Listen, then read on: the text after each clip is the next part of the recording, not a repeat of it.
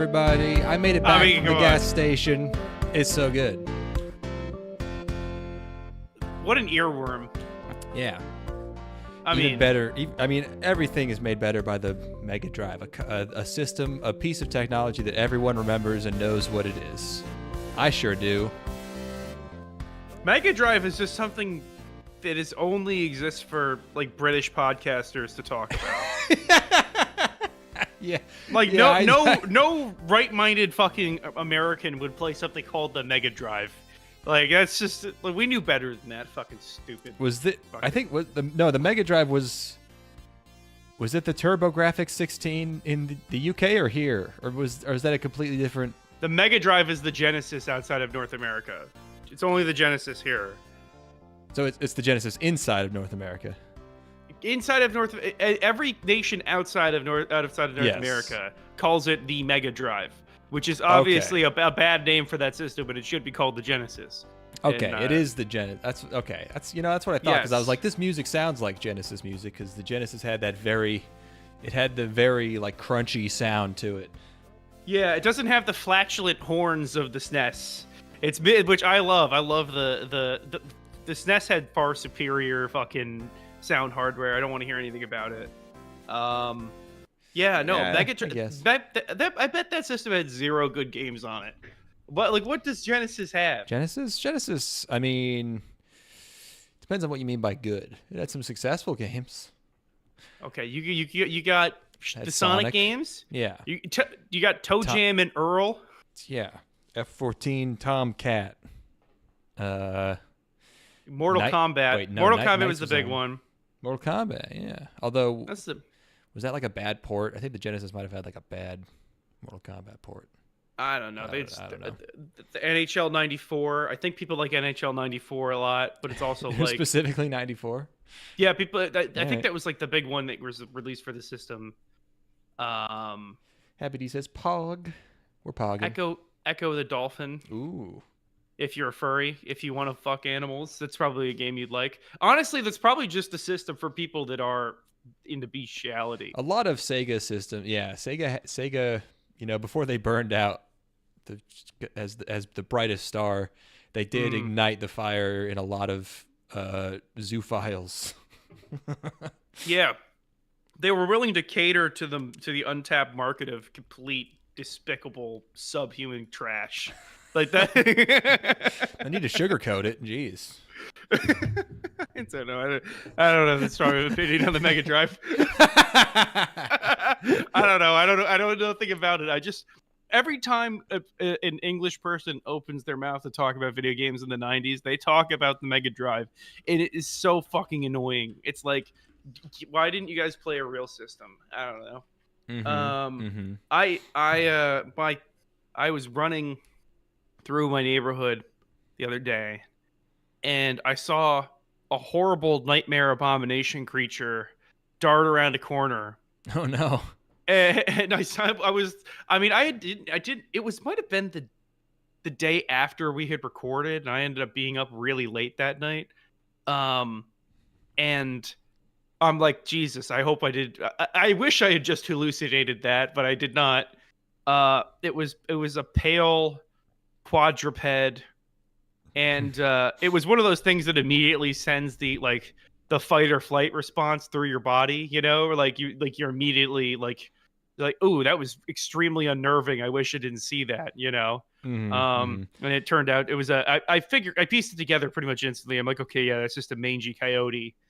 So it was, you know, mangy coyotes have basically no fur and they're all pale and they just look wrong. They just look hellish. So I'm like, well, okay, we got fucking coyotes in my neighborhood, and I Googled it, and sure enough, we've been having there are 2 coyotes in the park near us that the city refuses to do anything about.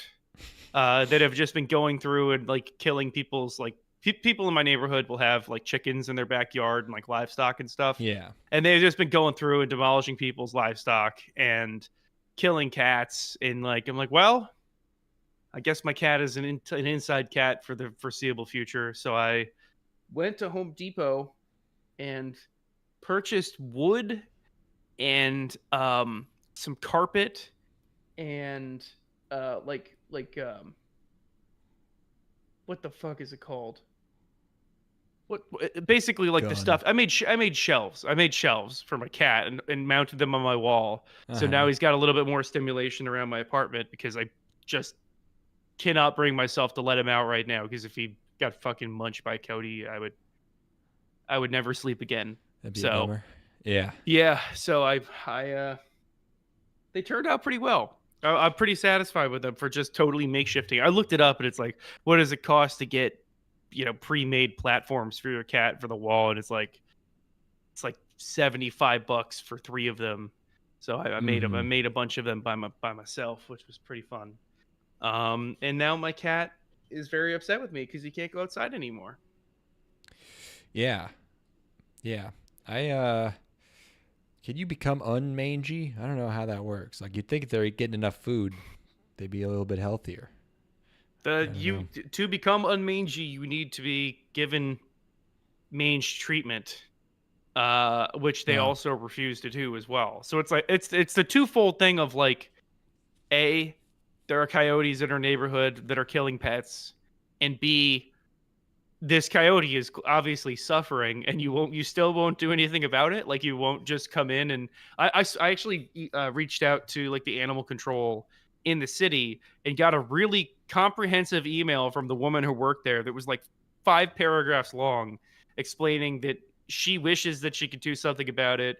She wants to take that coyote and give it mange treatment, but she is not. The city is not allowing her to do so. So yeah, just kind of sucks. Huh. What makes them want to live in a place with people? Are they just fucked up and weird? So they just Coyotes, yeah. well, just like is it cuz they're like diseased and like fucked up that they're just like living like almost like they have rabies or something, they're just like living in the wrong place? Or Coyotes are just amazing coyotes at in living in general? cities. They're like apparently extremely well adapted to living Oh. in cities. Oh, I guess I never thought For about it, but for the specific reason of they like have no, they'll just knock off like outdoor cats and feral cats and stuff. oh yeah. And they're living in a park as well, so they've got like a lot of natural prey there.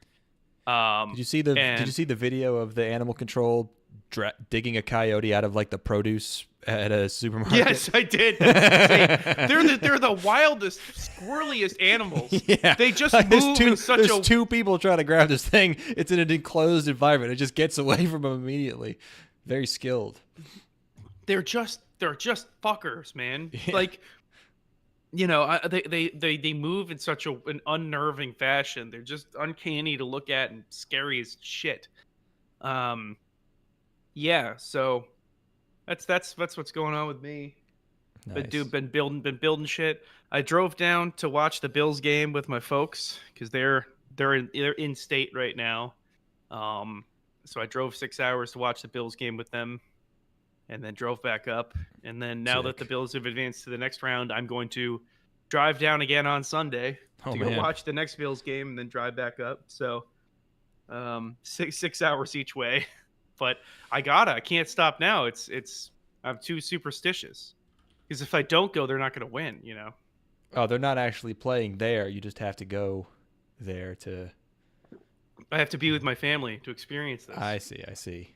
Yes. Also Mhm. to keep, because I need somebody to keep me on suicide watch if they lose. And Yeah, you need. Yeah. I need support.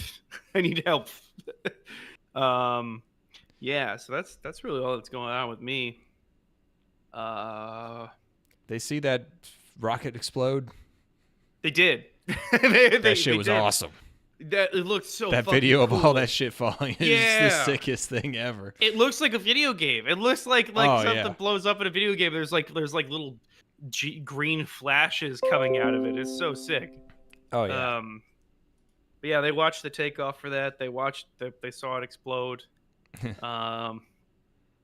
But yeah, so that's all I got.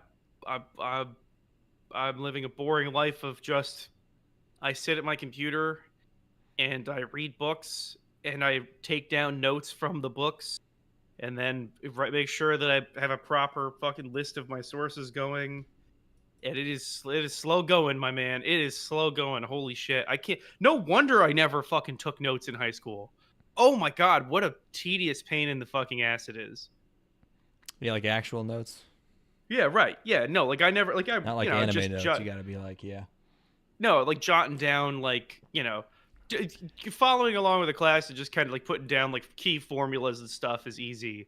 But like in terms of like actually trying to seriously understand the subject and like put together pieces, like like imagine taking really comprehensive history notes is basically what I'm doing. And I obviously never did that because I did not do any notes ever. And boy, it's a pain in the balls. And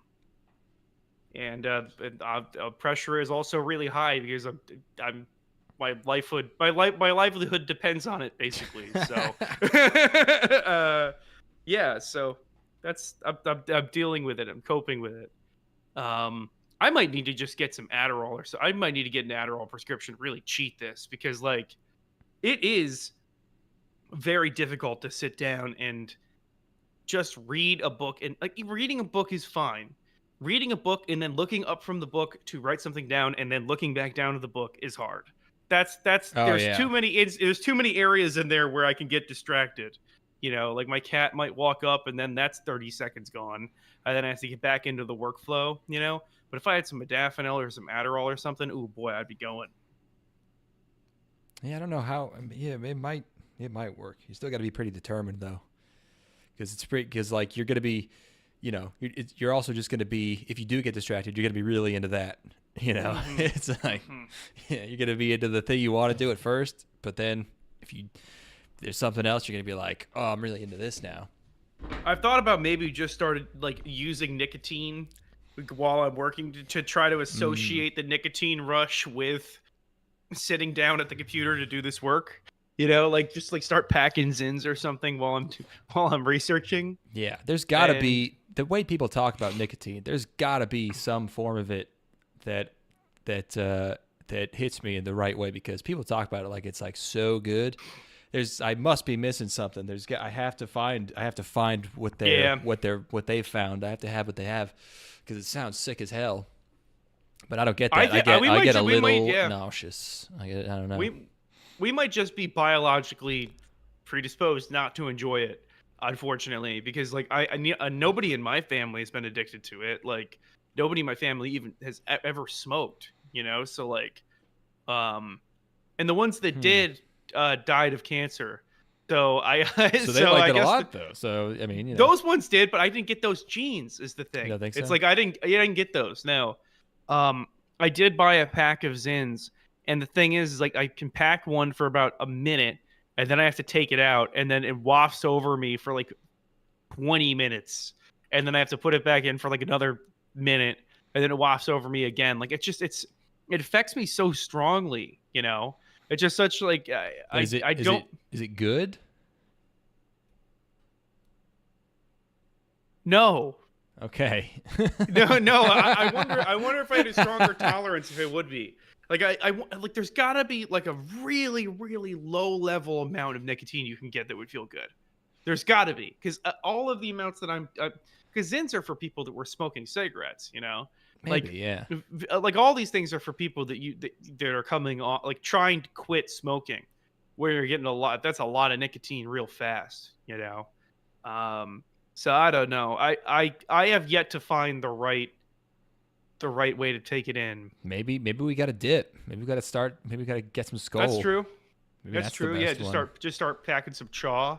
Yeah, that's good. I'm not around anyone all day. I won't gross anyone out. I could spit. I could just be spitting all day. No one would know I'm being nasty. Yeah. No, I'm being such a nasty boy. I'm being so naughty. I've been a nasty girl. I've been yeah. Just singing that, dipping all day. Just you got to pack in all four corners of your mouth. We've got packing them. Every time I re-up, I have to play. I've been a nasty girl. Oh, maybe I just play Uncle Cracker on a loop the entire time while I'm working. That is dip music. How are you supposed to feel bad or be annoyed when you're hearing the soothing sounds of Uncle Cracker? Like what? Everything I like Uncle Cracker is music. Uncle Cracker is music for people that are waiting to retire in Florida in 5 years, you know? Yeah. Like that's It's sort of the perfect halfway point between like the Fray and, you know, like Rascal Flats or something, you know? You are bang on. Absolutely. It's right in Yeah. there. It's the sweet spot, baby. Yeah, you can really bob your head to it, hum along to it, you know, kind of Not too country, it's not too white trash. It's just nice. Just nice. It's just nice. You'd be in a boat, you drive a You car. could be. The thing is that you're not in a boat, but you feel like you're in a boat. You're like, I could be in a boat right now. I just don't feel like it. Yeah, someday I'm gonna be in a boat. Oh yeah. I've got a timeshare in Florida, and yeah, absolutely. It's middle class music is what that is. That's like, yeah, that's good stuff, baby. Uncle Cracker. What's going on with you, big dog? It's cold. It's cold here. I was out of. This is my day. I was out of alcohol, and I was like, I'm just gonna have to do this podcast, and I won't drink any alcohol, and it'll be fine. But you know what? I care about you, listener, too much. I care too much about content, and I was like, God damn it, I have to do this for them. So I had to drive to the gas station, which was a bit. You think it's just because it's cold, it wouldn't be. It was still slightly harrowing. I don't know, and also I didn't get all the way up my driveway at the end because it's a little slippery. But I did. I was like, I finally got there. I was like, you know what? I'm not driving all the way here to just get a 6-pack like I normally do. They have the steel reserves that I buy sometimes. I think at the grocery store, these suckers are like $2.50. $1.70 the gas station. What? Cheaper at the gas station, huh? Oh yeah, $1.69. What? You can't get anything at anything at the gas station for $1.69. $1.69 for a tall boy of is like 8 point whatever percent. Party the fuck on, dude. That's a deal. You can't afford not to buy it. I think at that price. You're wasting money. You're wasting money not buying it away. Yeah. Yeah. Well, that's incredible. I admire your dedication greatly. Knowing that you're doing this for us, of course. I do. Yes, I'm putting my body on the line. That's for the. You're like a fireman. Cast. You're like a fireman, and people do. You're the real unsung hero. After 9/11, everyone had FDNY fucking hats on and shit. Yeah. They really should have had Declan in 24 years hats on. Yeah. Because... No, I have been on Twitter when people say thank you to the LA firefighters. I do reply with no problem, just because I feel like I'm sort of I'm on the same continuum. Next time you go to a baseball game, make sure you stand up so that people recognize, but prior to the national anthem, because honestly, what's stopping you from doing that? What a rush that Absolutely would be. Nothing. Like some guy with like a, like holding his phone up will be like, what platoon were you in? And you could just be like, as long as you say the shit very confidently, I think, because like military guys know what's going on like directly in wherever they were in the military. But I'm sure you could just fucking if you're like that guy is in like the the army, you could say you're in the Air Force and you could just make up a bunch of terminology, and I bet he wouldn't know the difference. Well, no, you could just pretend you can't hear them because your hearing was damaged in the service. Yeah. So be like, I was in the F-35. I can't.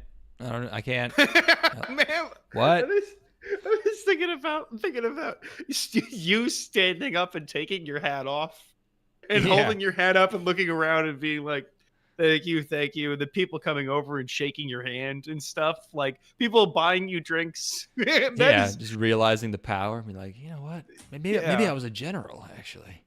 Maybe I lost both my legs, and then I have to pretend to be. Yeah, why don't you tuck one of your arms into your shirt, so that it looks like you lost an arm. Yeah. I mean, I people really hate stealing valor, but like, you can also like, there's just a whole industry of guys like of ex-military guys who just go on podcasts and lie like every other YouTube short I see is a fucking military guy on some dipshit podcast just straight up lying, like telling the most obvious lies. There's this guy who was a sniper. He's on every podcast. I saw a clip of him talking about how even if you miss someone with the sniper rifle, they'll still die because the bullet going past them will rip their arms off.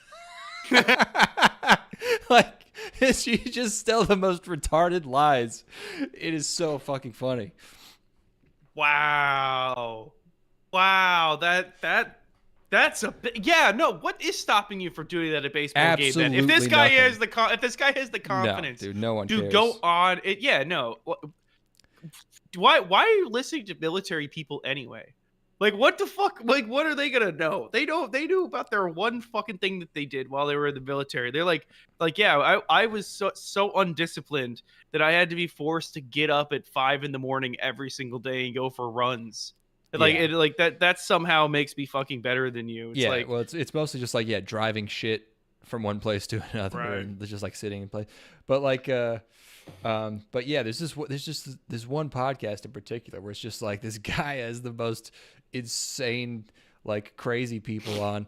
There's one guy who's like clearly on meth. He's like jumping around in his seat the whole time, and he's talking about how he's driving through mortar fire, and he couldn't tell if the mortars were going out or coming in, and it's like you couldn't tell. He was trying to tell the story like, man, I thought I was having so much fun. I was like, these mortars are getting launched, and then later I found out the mortars were actually coming in. They were getting fired at us. Those were explosions around us. And I'm like, is this like, what? You couldn't tell that? Yeah,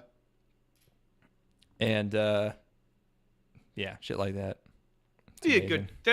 That's got to be its own cottage industry in and of itself. Is YouTube videos pulling apart all these stories, because it can't be hard. I mean, like, you just sit down, watch one of these videos.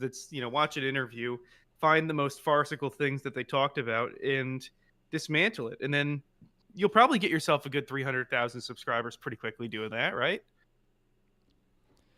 Yeah, probably. I mean, most of it is not going to be like very refutable, because even if you tell a true story, it's like you can always like pick shit apart about it, because there's going to be some number of actual like true coincidences, and so Not me. No. All my stories are airtight. Every single story I've ever told has zero embellishment whatsoever. He says, I know what you're talking about. He said some shit about them shipping in his big red truck, and they were driving his truck up a mountain. It was deranged. Yeah. Like, oh yeah, he had his own truck shipped in, and he was, and like, I had my F-150 Raptor, and we were. Yeah, and telling stories about how he met all the locals, and all the locals like, like they loved him, and they named him like the shaman, like they bestowed some title upon him because they respected him so much. And meanwhile, the guy is just like rubbing his nipples. He's so fucking high on meth. He's like, like he's fucking nuts. And all the comments are like, huh, most vets get PTSD. This guy has nostalgia. What a badass! Like, yeah, that's so cool. Yeah. Nothing cooler than going through traumatic experiences and feeling nothing. Being psyched about it. Yeah. Yeah, he's jerking off underneath the table. Wow. He's lactating the whole time. I should watch more of these. Those sound hilarious. I deliberately avoid them because I assume that they're all total meathead grifters that like are just basically profiting off of stupid people. There's been like 6 guys on that podcast who claim to have shot Osama bin Laden. There's 1,000 guys who say that they should get them in a room. They should get them in a room and they see should which have one them all actually argue. Yeah. Yeah, there's a great one. The guy's telling the story about going through bin Laden's compound, and he goes, what he said, like, it's so fucking stupid. He's like, yeah, our informant, he told us, okay, you're gonna go up, you're gonna go up this room, you're gonna go upstairs, you're gonna go through this room, and then his last line of defense is gonna be so and so, Osama bin Laden's son, and that's gonna be the last thing before you get to him. And it's like, that's literally video game logic. Like, what do you mean his last line of defense? How do you know he's gonna be between you and him? What if he's taking his shit? Yeah, like what if he's somewhere else? Like like a mini boss? Like that's not how fucking real life works, you idiot. And he's and then he hid behind a column, and I said, you know, his name's fucking, I don't know, let's say it's Assad or something. He's like, I go, psst, Assad, come here, and he pokes his hole out. Boom, boom, he's down. He's like, okay. Yeah, he did. Yeah, sure we cut a hole through the ceiling of the airplane and then dropped in. I threw a flashbang in the first hallway, which allowed me to kill 3 guys. And then I got the hostage and jumped out of the plane at the end. Anyway, there was a bridge and he was running across it, but then I took it out from under him, and then he looked down, and when he looked down, he fell all the way down. He went, oh, whoa, whoa, whoa. Yeah. If you take out the last guy, you get a shot at the big guy. Is that an actual quote? I bet that's an actual quote. Oh, fuck, that would be a fun documentary. Is you get all of these people to tell their version of the story, and then about how they all killed Osama bin Laden, and you like have this like their stories linking up, and exactly like how all of them are the main character in this. You know, like I think that'd be interesting to like have all of these totally conflicting reports on how this event unfolded. Do we at least know that any of these guys were there? It should be like, I haven't seen the movie The Act of Killing, you know, but it's like it's about all these guys, like, you know, and it's reenactments of of them killing guys. It should be like that, but it's like all these guys' stories, but then they're all like running into each other. So it's all the different stories like colliding. So it just like keeps changing, or like the different characters in the stories are killing each other because they're running, all the different shit's happening at the same time or something. You know what you do is you do recrees where you make the entire compound, right? You build the compound as a set, and you have them walk through the set and describe exactly what they did in all of these rooms. And then you cut between them as they're describing how all of these events unfolded, you know? Oh fuck, that would be so funny. You know, and obviously, like they're such egomaniacs that like all of them, none of them are for a second gonna think that you're gonna do a rug pull on them. You know, they're all gonna be like, they're obviously they would want to do a documentary about me killing Osama bin Laden. It's about time, you know. And that'd be fucking awesome. Yeah, there's about 1,000 different ways you could do it that would be funny, but instead they're all going on podcasts and selling really, really form-fitting clothes to dudes, and like pants with extra pockets on them. You know? Yeah, selling kratom. Coffee. Yeah, kratom, coffee. Well, that's very funny. So it's cold. Yeah, it's very cold. Yeah. I've been eating turkey for like a week. Because I finally... Oh, yeah, I already talked about the turkey. Never mind. I've just been eating a lot of turkey. That kind of goes to your brain and it overwhelms you, you know? When you eat one thing for an entire week, things start to run together a little bit, I feel. Yeah, I'd say that's true. It's a lot of protein. It's a lot of really, really good sandwiches. Yeah. I just made a silly amounts of chili. Yeah. I'm very excited about it. I have enough chili to where I'll be able to eat until I have to drive back down to go watch the Bills game. Oh man, eating a bunch of chili and then going watching football. It's already started to take its toll on me physically. Yeah. It's a lot of protein, man. Oh my god. Yeah, that's really all I got going on. Uncle Cracker. You're just really in your Uncle Cracker phase. Yeah, it's a good place to be. You know what I'll do is I'll listen to, I'm not sure which song, but I'll pick a song and listen to it on a loop the entire way down to the island. Just really the way that I want to ruin a song for you forever. The way that I did Rack City, you know, where I did Rack City for 8 hours or whatever the fuck it was. Too long. I mean, Have I ever talked about doing that on the pod? I must have way back when. Yeah, probably a while ago. But yeah. There was a road trip one time where I listened to Rack City by Tyga over and over and over and over again on a loop the entire trip, which was like I think it was 8 hours total. Yeah. And it starts to like affect you psychologically where you hear the beat in places where it's not. Like I would be in a gas station like stopping to pee or whatever, and then like I would hear like a fan going, and the fan noise would like conform to the beat of Rack City, which is do no no do no no. My dad's snoring because I got home and my dad snores so loud you can hear it through the fucking walls, and my dad's snoring was like. And it was, oh my god! It sounded like the beat to fucking Rack City. Yeah, literal CIA torturing yourself. Yeah, it was worth it. Shit was funny.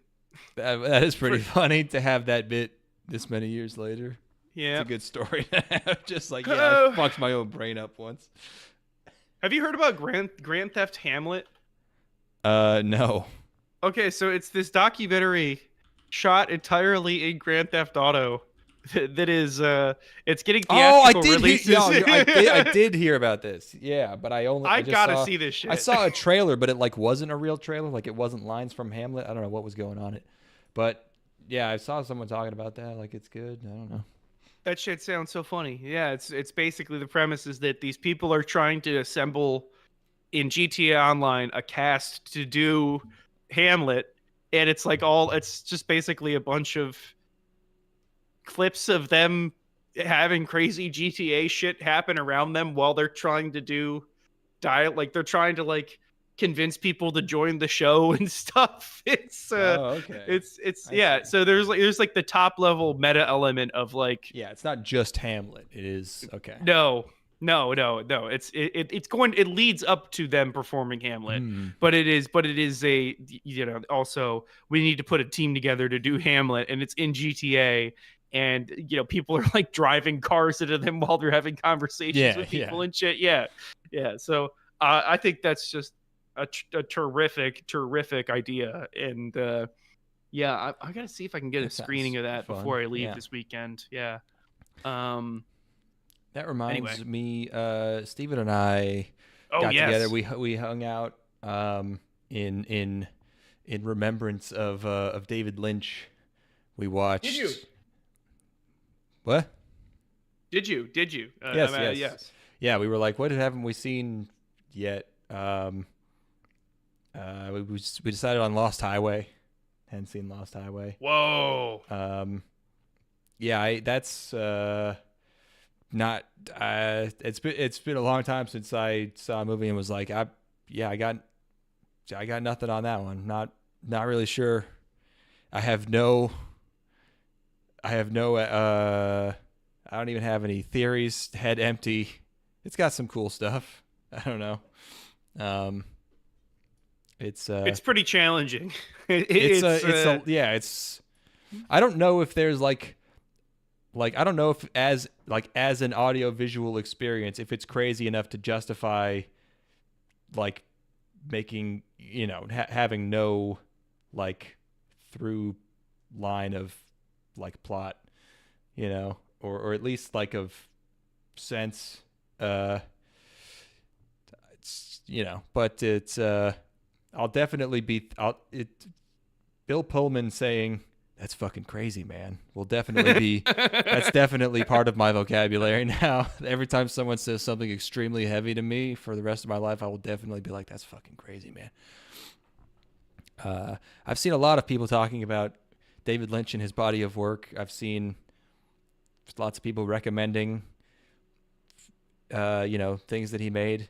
I've seen tons of people talking about Mulholland Drive and Blue Velvet and Twin Peaks. I have not seen one single mention of Wild at Heart. It is crazy. That's my favorite one by far. I don't know. Literally not a single. I've seen dozens of people talking about Mulholland Drive, even about Lost Highway, about Blue Velvet. Not one time. Wild at Heart is like it's probably it's like my second favorite Lynch movie. Like Mhm. there's always a movie that rotates in front of it, but nothing ever unseats it as being my second favorite Lynch movie. And I think it's just a matter of it doesn't have the reputation. I don't know what it is about that particular movie that people overlook. I mean, it won the fucking Palme d'Or, you know, like Yeah. you know, um, it's a obviously a total masterpiece. I think it's just not as like it doesn't have the horror component that some of his other movies have that I think people enjoy. Like it doesn't have it has intense scenes in it, but it's also more of like the whacked out sort of goofy Lynch than it is like the Blue Velvet. There's something terrible going on underneath the veneer of this perfect town or whatever Oh, thing. but but I just feel like it has the highest highs and the darkest, like there's the scary, like fucked up shit. I think is pretty much just as intense as anything else. But I don't know. It's just like it just walks the line so well. Yeah, I mean, I think it's incredible. I've seen a few people talk about Wild at Heart, and it's like it's mostly been in the context of like, hey, this is maybe you haven't seen this one. It's pretty good too. No one is really like going to bat for it as being it's not which in I the will. Pantheon. I if anybody asks me, it's like Ethan, what do you think of Wild at Heart? I'm like, Wild at Heart is incredible. It's a 10. Basically it's one of the best movies I've ever seen in my life. It never gets old. Anytime I see a clip from it, it makes me want to watch it again. No, but the thing is like nobody talks about Straight Story either. And I've Straight Story is a great movie. I've even seen a couple people mention the Straight Story. Straight Story is a great movie. And I think the novelty with that one is like, oh, David Lynch just made a movie. Like just David Lynch just like made a normal ass movie. It's about a nice man strange. On a tractor or whatever. Yeah. Yeah, it's awesome. Yeah, I want to see that, and I have to work up the courage to watch Mulholland Drive, but I know it's probably gonna blow my titties off. Probably. Someday you'll watch Inland Empire. Oh, Inland Empire is like. In the way that Lost Highway has the sort of like I can't entirely put my hands around what's going on here. It's like you're just kind of experiencing it. Inland Empire is that almost even further because it's more like outsider art-y. Like it's less concerned about feeling like a traditional movie. And I've always just likened it to just even more fucked up Mulholland Drive, even darker, more true, more like he clearly what he's trying to say in Mulholland Drive. He was not satisfied with exactly how he painted that city, and he wasn't satisfied with exactly the way that he like talked about the industry that he's in. He was like that, Mulholland Drive wasn't negative enough about the film industry. Yeah, right. I'm gonna do even more insane and fucked up and bitter. It's pretty incredible. I think Inland Empire is really uneven, but it does have some of the best stuff in any of his movies. Some of the most haunting scenes in any of the things that he's done. Yeah, fascinating character. Thank you for reminding me we dedicated a podcast to Luo Dong. But we didn't dedicate one to David Lynch. Luo Dong might not even be dead. Hey, maybe neither one's dead. Hey, you never know shit. For sure. I mean, how could we? I feel like we are equipped to dedicate a podcast to Luo Dong. I don't know if we can really do David Lynch justice. I'm the foremost expert on the planet about Luo Dong. You are the number one Luo Dong historian. Yeah. But I also want to say that my favorite aspect of Lost Highway is there's this like this mob boss. I forget the actor's name, but he's like he's like a tough, big, fat guy. But there's like there's a couple of lines that indicate that he doesn't know what sex is. like he's like the main character. He goes for a drive with him at one point, and he hands him a VHS, and he goes, "You like pornos?" And he goes, "Pornos?" And he goes, "Yeah, give you a boner." And like that's what he thinks pornos are for. And then later he goes like, "You see that girl over there?" Like he has his lady, and he's like, "I love that girl to death. Have I ever caught someone making out with her, I'd be real angry." So he just has no concept of what sex is. It's so fucking funny. If I ever caught someone making out with her, someone sit me down and force me to watch some Lynch films, I've been too lazy to watch. I might even start with Wild at Heart. I don't even know. I think you could just jump in anywhere. Just watch any of them. Probably. Yeah. They're all going to be such bizarre, one of a kind experiences that I don't think it's even worth necessarily trying to find a through line through all of his stuff. If you wanted the most accessible thing he's ever done, I would watch Twin Peaks. Twin Peaks is like, you get like a little taste of. It's like Blue Velvet, but expanded and improved upon in a lot of ways, I think. People will say that Dune is good. Dune is not. Dune is unwatchable. Don't watch. I just watched Dune in theaters recently, and I actually had a very good time watching it. You have a good time watching everything in theaters. No, but that shit the thing is 90% monologue, or what's it called? Did you watch which cut did you watch? The long one, I think. I watched the long one. Yeah, I enjoyed it because I just seen both. I just seen the new Dune movies and like got the story of Dune, which helped a lot because the first time I watched it, I was like completely lost with everything. I'm like, I don't know what the fuck any of this shit is. And it was mostly just interesting to see how David Lynch translated these things visually versus how they were translated in a contemporary setting. I mean, I'm also just a sucker for Kyle MacLachlan, so. Yeah. Well, that's good. Like, did you guys watch any? What's that? I was just gonna say that, like, when you think about, he didn't make like that many movies, but the last season of Twin Peaks is 18-hour-long episodes. So it's like more stuff than all of his movies put together. So like, if you want David Lynch, like you pretty much have to watch, that. Yeah, no, that cracked me up as well. Thinking about that, like, what? He just got really prolific for like 2 years and pumped out more material than he ever had before in his life. Yeah. Yeah, we really didn't make that many movies. I don't know. Yeah, just start with Wild at Heart, actually. Yeah, I felt like Blue Velvet didn't have the intensity. Like, if you really want like just dark shit, like you just always feel like you're on the edge of falling into some like truly like deranged stuff, but then he takes you through it. He knows what he's doing.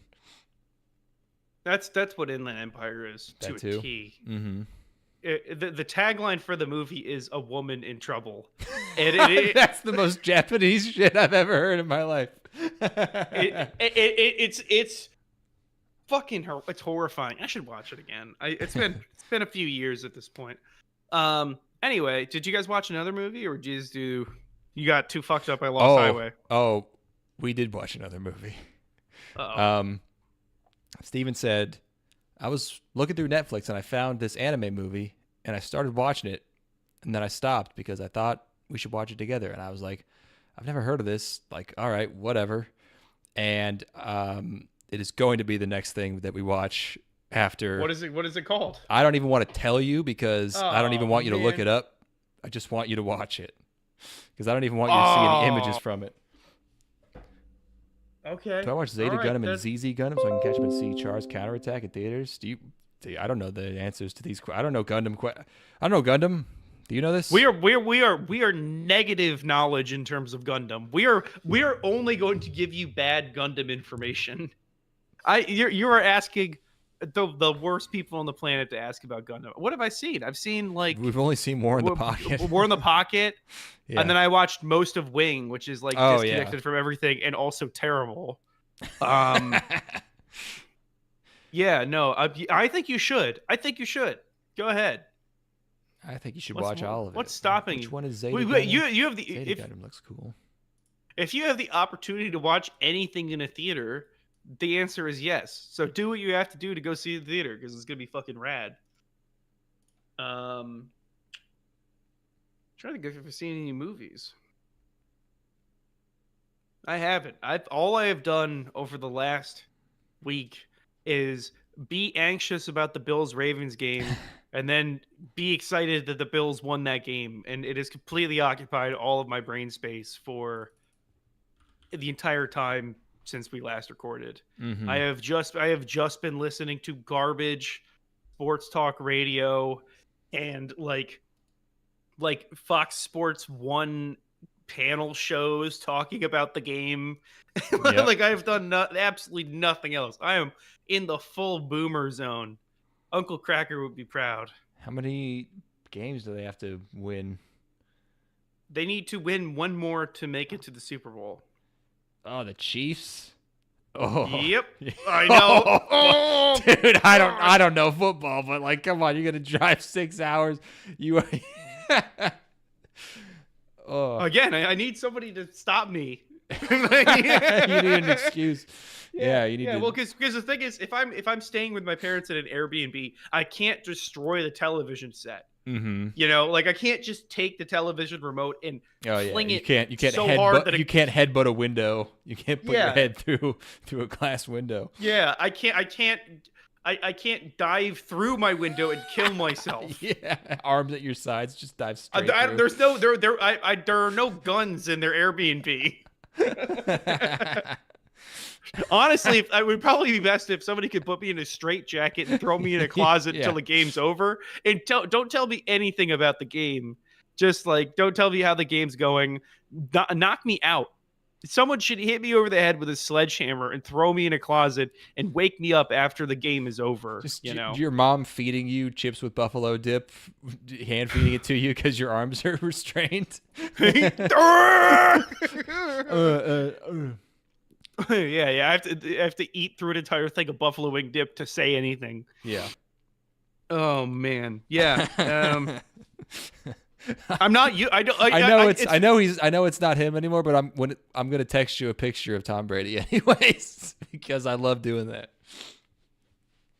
You know, I was thinking about was the I think it's a video of Tom Brady and Gronk just walking through a hallway after making it to the Super Bowl with Tampa Bay. And they're just like shrugging. They're like, "Oops." Let's see if I can find this shit. Hold on. Oops. Why would they be saying oops? They're like, no. Oh, we're back in the Super Bowl.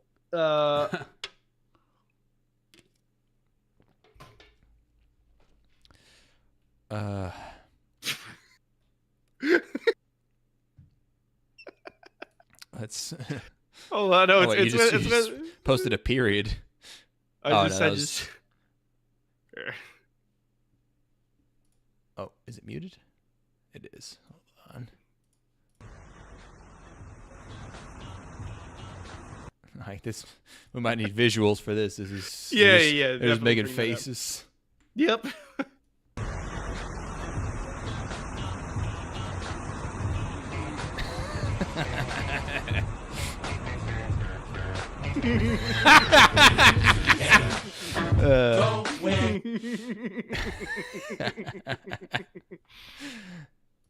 That's the bros. Fuck, that is so funny.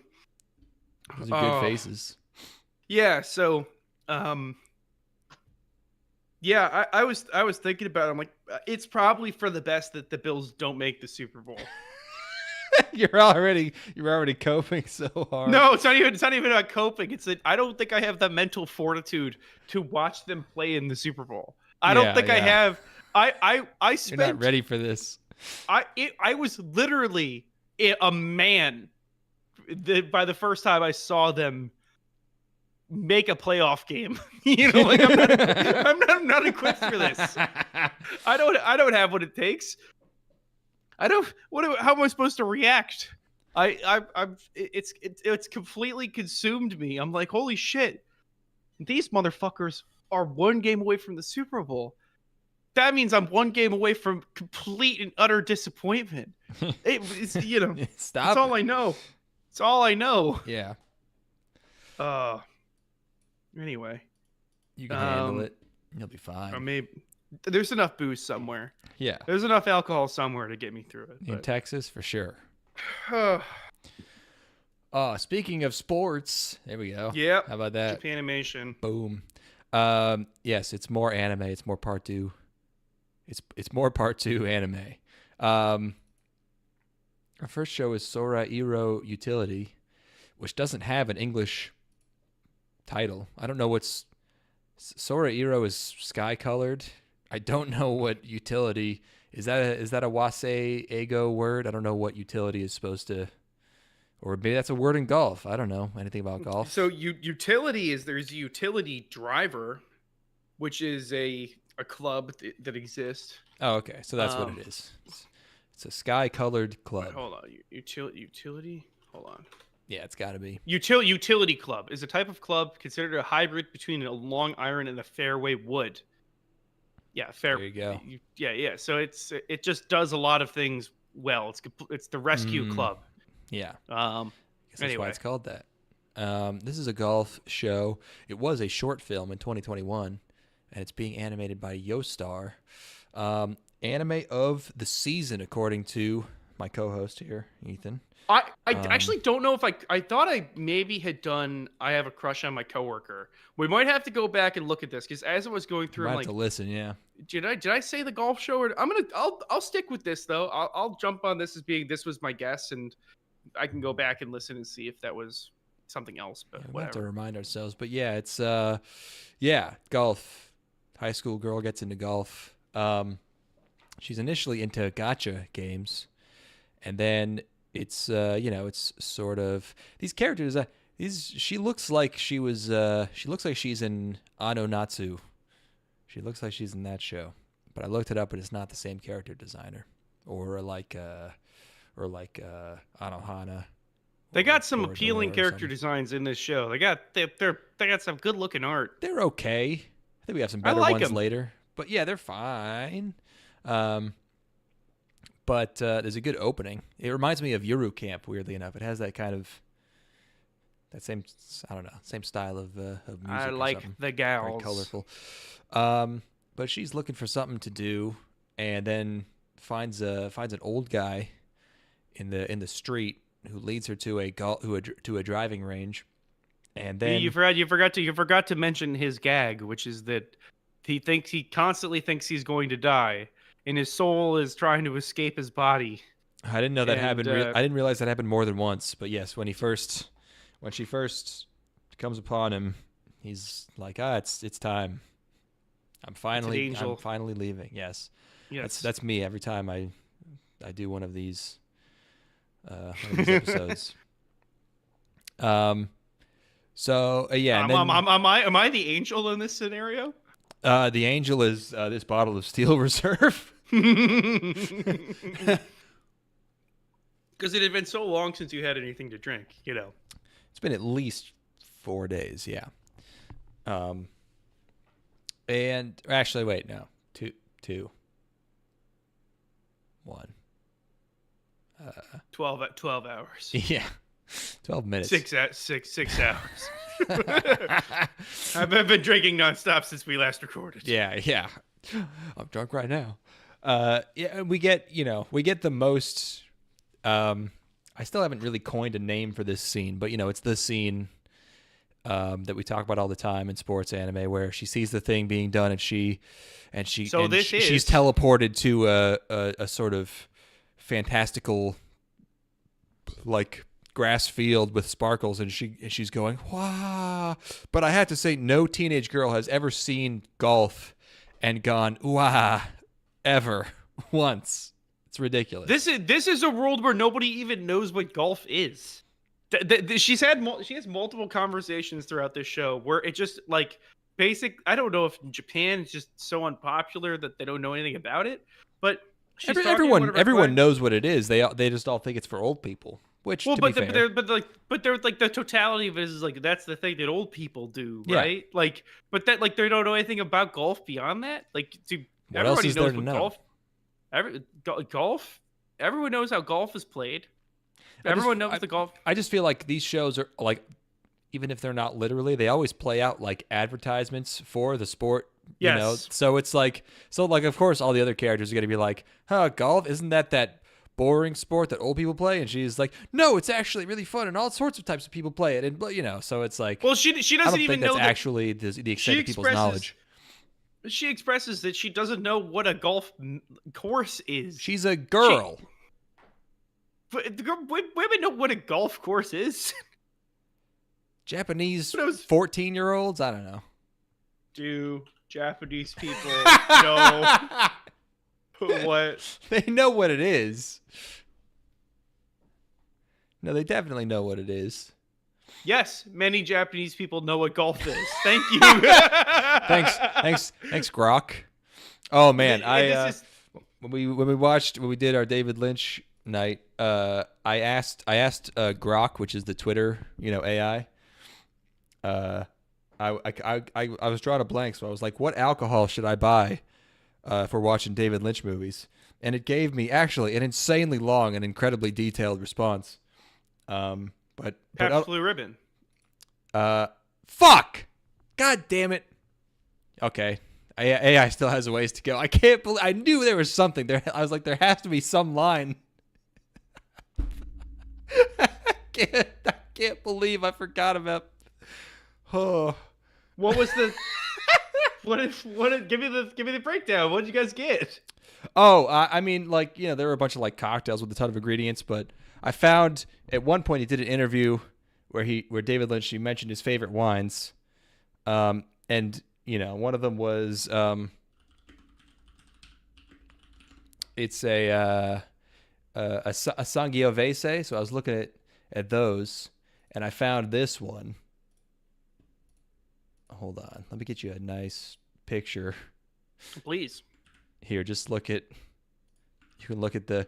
It's a red Italian one. I was like, oh, I have to get. I have to get this.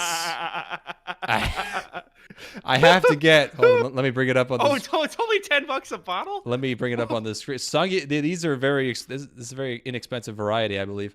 But yeah, I have to get the Il Bastardo. Oh, so awesome! It's the artist. I think his name's Fernando Botero. He did my favorite painting of all time, which is the death of who's the cocaine lord?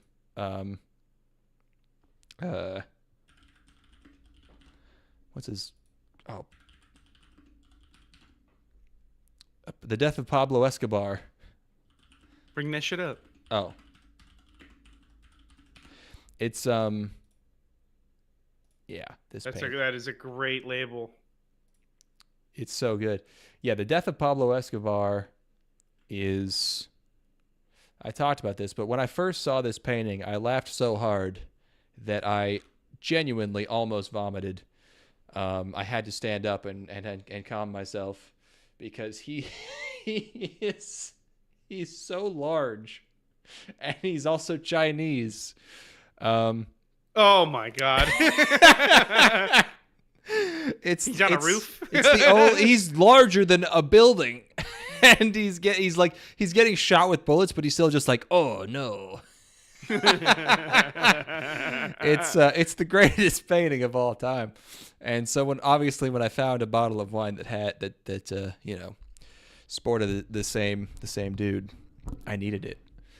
Fernando Botero. I'll get you a print of that for your place for your birthday. I do need. I should probably have a nice Everything framed. he does fucking waps. Hold on. And a lot of it's very good.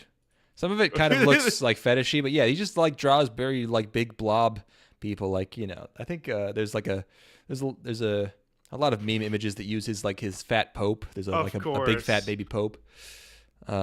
Yeah. Death of Pablo Escobar print. Yeah, I'll get you one of these for your birthday, bud. Oh yeah, thanks, man. No, I do genuinely love it. I'm not even making fun of it. Like, I actually think it's great. No, it's great. Yeah. yeah, it's good as fuck. So you guys watched an anime film that I don't get to hear about. No. You drank wine. Yep. You forgot about Pabst Blue Ribbon. I cannot believe I forgot about Pabst Blue Ribbon. But yeah. You could have. You also, if you wanted to be counter, you could have done Heineken as well. Because he was talking. Yeah, because he was comparing. Yeah. I was just thinking about, like, I know he likes coffee. Like, has he ever? I don't know. I also should have bought cigarettes, but that's too much of an effort. Yeah. Also, poor taste considering how he died. I don't think he died from smoking. Oh, we got to get back to our anime. Oh shit, I forgot that we were talking about the golf show. Yeah, this is a world where nobody knows what golf is. Yes. We learned that we got here from Grok because Google AI told me. As a matter of fact, many Japanese people know what golf is. Yeah, no, they do. Thank you, Google AI. Thank you. Yeah, it's not entirely clear if she actually likes golf or if it's just like, it's being a little gay.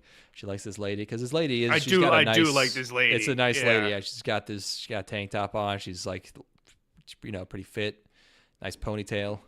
They draw her shoulders a little bit more defined than maybe you would usually get.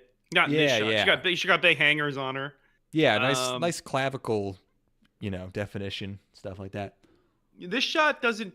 This makes her look less womanly than they do in the other shots. See, she looks a little bit more older. Oh yeah. Blah, blah, blah, blah, blah. She looks older and more mature in some of the other shots, but she's like, what is she like? 19? 1 year or 2 years older or something. Oh no, she's still in high school. She's 17. Yeah. The main character's 14, 15, whatever. Yeah. It's fine. I think it's a little ridiculous that she immediately takes her to go play a round of golf after missing one ball on the driving range. I thought that was a little abrupt. She's excited. She's like, we should go play golf now, and then that's where it ends, right? As we end with, just they're gonna go play golf. Do a little golf. She hits like a golf ball, and then, yeah. It's hey, compared to everything we've seen up until this point, this is great. It's the bar is low. Yeah, it was still pretty boring for me. I was trying to watch shows last night. I was like, I really got to get some of these in. I got one in. It was this one, and I literally could not keep my eyes open. Yeah. Show of the season, guess not. I mean, unless the season ends up being really bad, unusually bad, I don't think it's a strong pick. What was my other one? I can't remember what my other pick was. Maybe the coworker one, or maybe the Sherlock Holmes, or not the Sherlock Holmes, the House one, the Doctor House. Oh God, I hope it's not that one. I will go back and listen before the next episode and figure out what it was that I guessed. But I'm pretty sure I went in on Golf Show and Sherlock Holmes Show, and it's not looking great. Okay. I think we have better sports shows. Wink, wink, wink. Not to spoil anything. Okay, yeah. Next up, let me get through my screenies here real fast. You got to see my screenies. Cute girls. Kisaki. They got visors on. They got visors on when they're golfing. It's great. Sorry, yes, they are cute. Kisaki, Kyouiku kara Nigetai Watashi. I want to escape from princess lessons. Light novel. Same. EMT script. I'm sick of these fucking princess lessons. It's the opening makes it look like some kind of big-handed, male harem. We got a very cinematic aspect ratio on this show. Look at how small she is in that frame. Yeah, they don't draw her face for the first couple minutes of this. She's so small. That's too small for her to even be like up and walking around. She's supposed to be like 5 or something.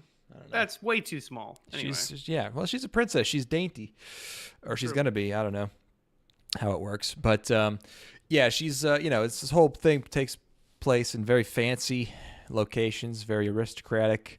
Our main character's name is Letitia, and it's a very girl fantasy. It's a girl fantasy show. It's like what if I was the most rich and important person ever, but I was actually so important that I had to be polite. That would be terrible. The burden of being so important.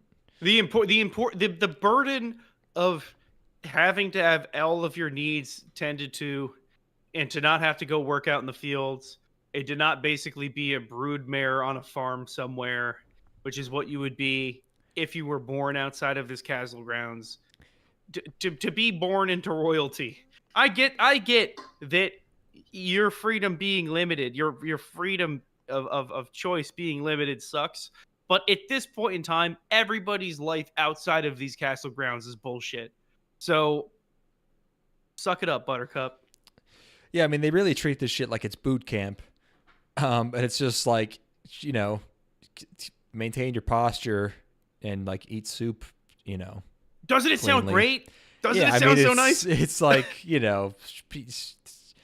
I'm sure there's like a war happening somewhere. So it's just like, this is like supposed to be, the most horrible thing ever, that she has to like walk, a certain way. Also, they make it seem like this takes all day. Like there's never been any princess who's taking like, manners lessons fucking 8 hours a day. This has to be like 1 hour out of the day. That you wouldn't require this much training. It's just like fucking walk straight and speak politely, Well, they're drilling her on politics too, so that's another hour. Yeah, I mean, there is some actual education involved too, which like, so really like half of this is her being upset about having to go to school. I get it. I mean, that part reasonable. Yeah, I don't want to know about politics. I'm just a little girl. But yeah, no, thinking about it, I'm like, holy shit, how great would it have been to just be born into royalty. And it's like, you're like, okay, the challenge of today is that I have to look as good as possible all the time. Yeah, I have to dance. Oh, how horrible. Although I was pretty pissed when I had to dance in gym class. Yeah, well, you weren't going to be dancing with the prince. True, I'm not going to be dancing with a mean old lady. But then she trains doing that for I don't know how many years.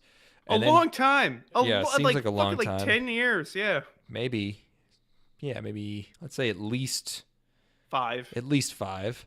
And then she just attends a party with her fiance, and this is a really big leap, by the way. Like we just jump right to here in the party. Like we don't get anything of like, hey, this party tonight is really, really important. It's like nobody briefs her on this. She just walks through the door, and then context clues are supposed to get us there, basically. Yeah, we don't even really know who this guy is. No. So yeah, it's what's his name, Claude or whatever. Her fiance just calls it off because he met another lady, which is a crazy thing to tell someone at a party. In any even if you're not. What a dick. Royalty. Yeah. And then she's very excited and she jumps around and she's very happy. And then it just cuts... I actually did like the scene. I did like that scene. I liked her being given what is supposed to be this really terrible information, and then it's like, oh hell yeah, that's a humorous little twist. I thought that was a fun scene of like nobody, like look at all those faces in the background. Yeah. Those very lightly drawn faces of like what's going on here? It's very like early 2000s teenage girl movie scene. I like it. Yeah. But then it just cuts to a scene where she's talking to her brother and she's like, you have to call the engagement off. And I'm like, what? Didn't he just do that? Because there was no indication that it was a flashback, but it was a flashback. But then, the engagement's off. She's free. And then you're like, well, what's the show going to be about then? Right. I don't know, because then the episode ends. So, it doesn't tell you. It's completely open-ended. It could be about fucking anything. Anything could happen now. No idea. He doesn't like, you know what you do if you have the fiance storm through the door and say, "I'm not ready to call off the engagement yet," and then that's your cliffhanger. Anything, any sort of hook. If that's what's gonna happen, or just like, you know, let's move somewhere, and then they move somewhere, and then there's a problem. Yes. And then it's like, oh, what are we gonna do about this problem? And then end the episode. But like, it's just like, we could do anything now. Okay, bye. It is a complete failure of a first episode in that way. To hook you and to be like, what is happening then? What's the show about? Right. Yeah, not sure. And then they just play the opening and the ending back to back because they're out of material. Yeah, this shit's busted up. I mean, like, it's very weird. Again, there was actually a couple of scenes in here that I liked. I by the end of her sort of freak out, realizing that she's free, I liked her. I liked that she had put on this, like, you know, she goes from the very glassy face, sort of placid character to a complete exuberance. I just thought that was fun and exciting, and for it to end with no sort of indication of where she's going is just baffling.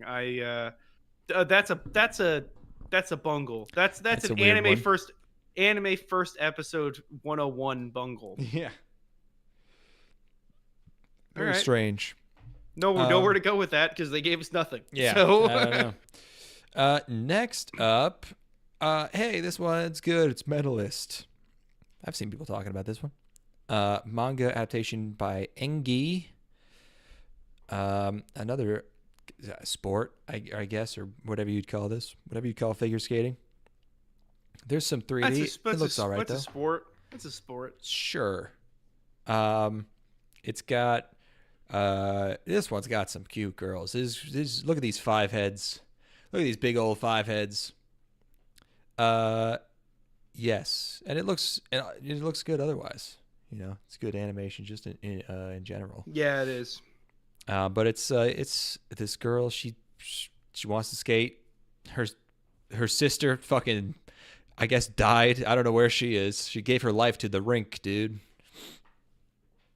She's they sent her to the glue factory after she broke her leg. They sent her upstate when she tore her ACL. That's what happens, I guess. Yeah, this show is. I got a lot. I'm gonna let you just jam through the summary on this, and then I got some thoughts. Mm-hmm. So yeah, there's a guy, an older guy, mid-20s guy, and he has regrets about his skating, I guess, career, mainly that he started too late. Like, skating's the thing, it's like it's like ballet. You got to start when you're like out the womb. And so he's thinking about that. And then there's this girl, and she's like sneaking in some skating on the DL, because her mom doesn't want her to be skating or not really because her mom doesn't want her to be, but like her mom doesn't know about it because she doesn't want to tell her mom. But she can't pay for it, so she's paying the old guy at the front desk in Worms, which I thought was a very funny plot point, that she digs up worms with her hands to give the old guy, and the old guy just likes her, so he lets her pay him worms. So she skates, and then the guy convinces her to like tell her mom so she can actually get like real lessons. And she's like really afraid to, because she knows her mom doesn't really want her to. And her mom brings her there hoping that they will just, give her like bad news that like, she's kind of, what's the expression? Like she has her work cut out for her. Like it'll be hard because she's waited too long because she's already like 11 or whatever. Yeah, she kind of like aged out of like that, which like, do you just discourage a child from doing something? Because like you actually won't be the best in the world at this thing, so it's not even worth doing. It's not even worth. It's not even like it's discouraging an 11-year-old from fucking playing football or something, because it's like, well, you're not going to be in the NFL, So let's just, why even fucking bother attempting this? Just very strange.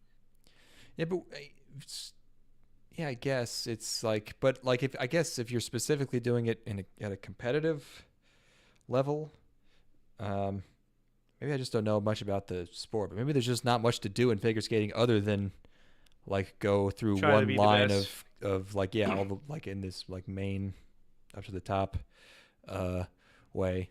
But but the guy decides to take her up and coach her because you know she reminds him of himself or whatever. I liked how much of a fucking nervous wreck they make this girl. Like, She's a disaster. She is so fucking stressed out. All that they did, the faces they give her, like she always looks like she's like so stressed that she's about to vomit. Almost, it's great. Well, her mom is a disaster too. Is the thing? It's I like is the her mom. Is her mom a fucking drug addict?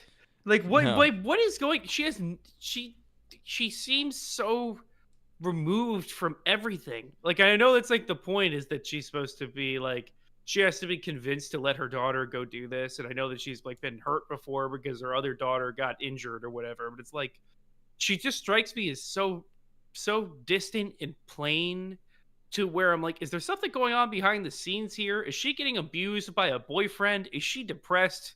Like, what is her shit? Like, I just don't. It doesn't. I really disliked the mom. I don't know. Oh, I was happy that they actually made the mom like reasonable.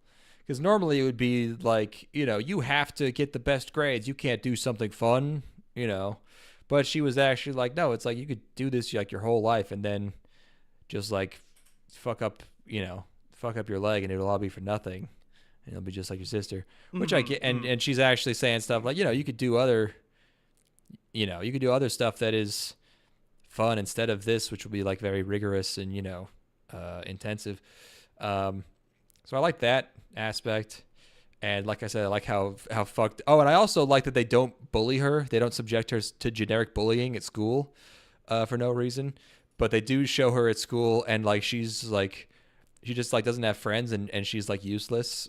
Like Right. the thing they show, this is like something that's actually somewhat. I mean, maybe not. I mean, like somewhat relatable is like as opposed to generic anime bullying is like she's like, can I help with something? And everyone in her class is just like, no, we can do it. So she's just like standing around. It's like, god damn, yeah.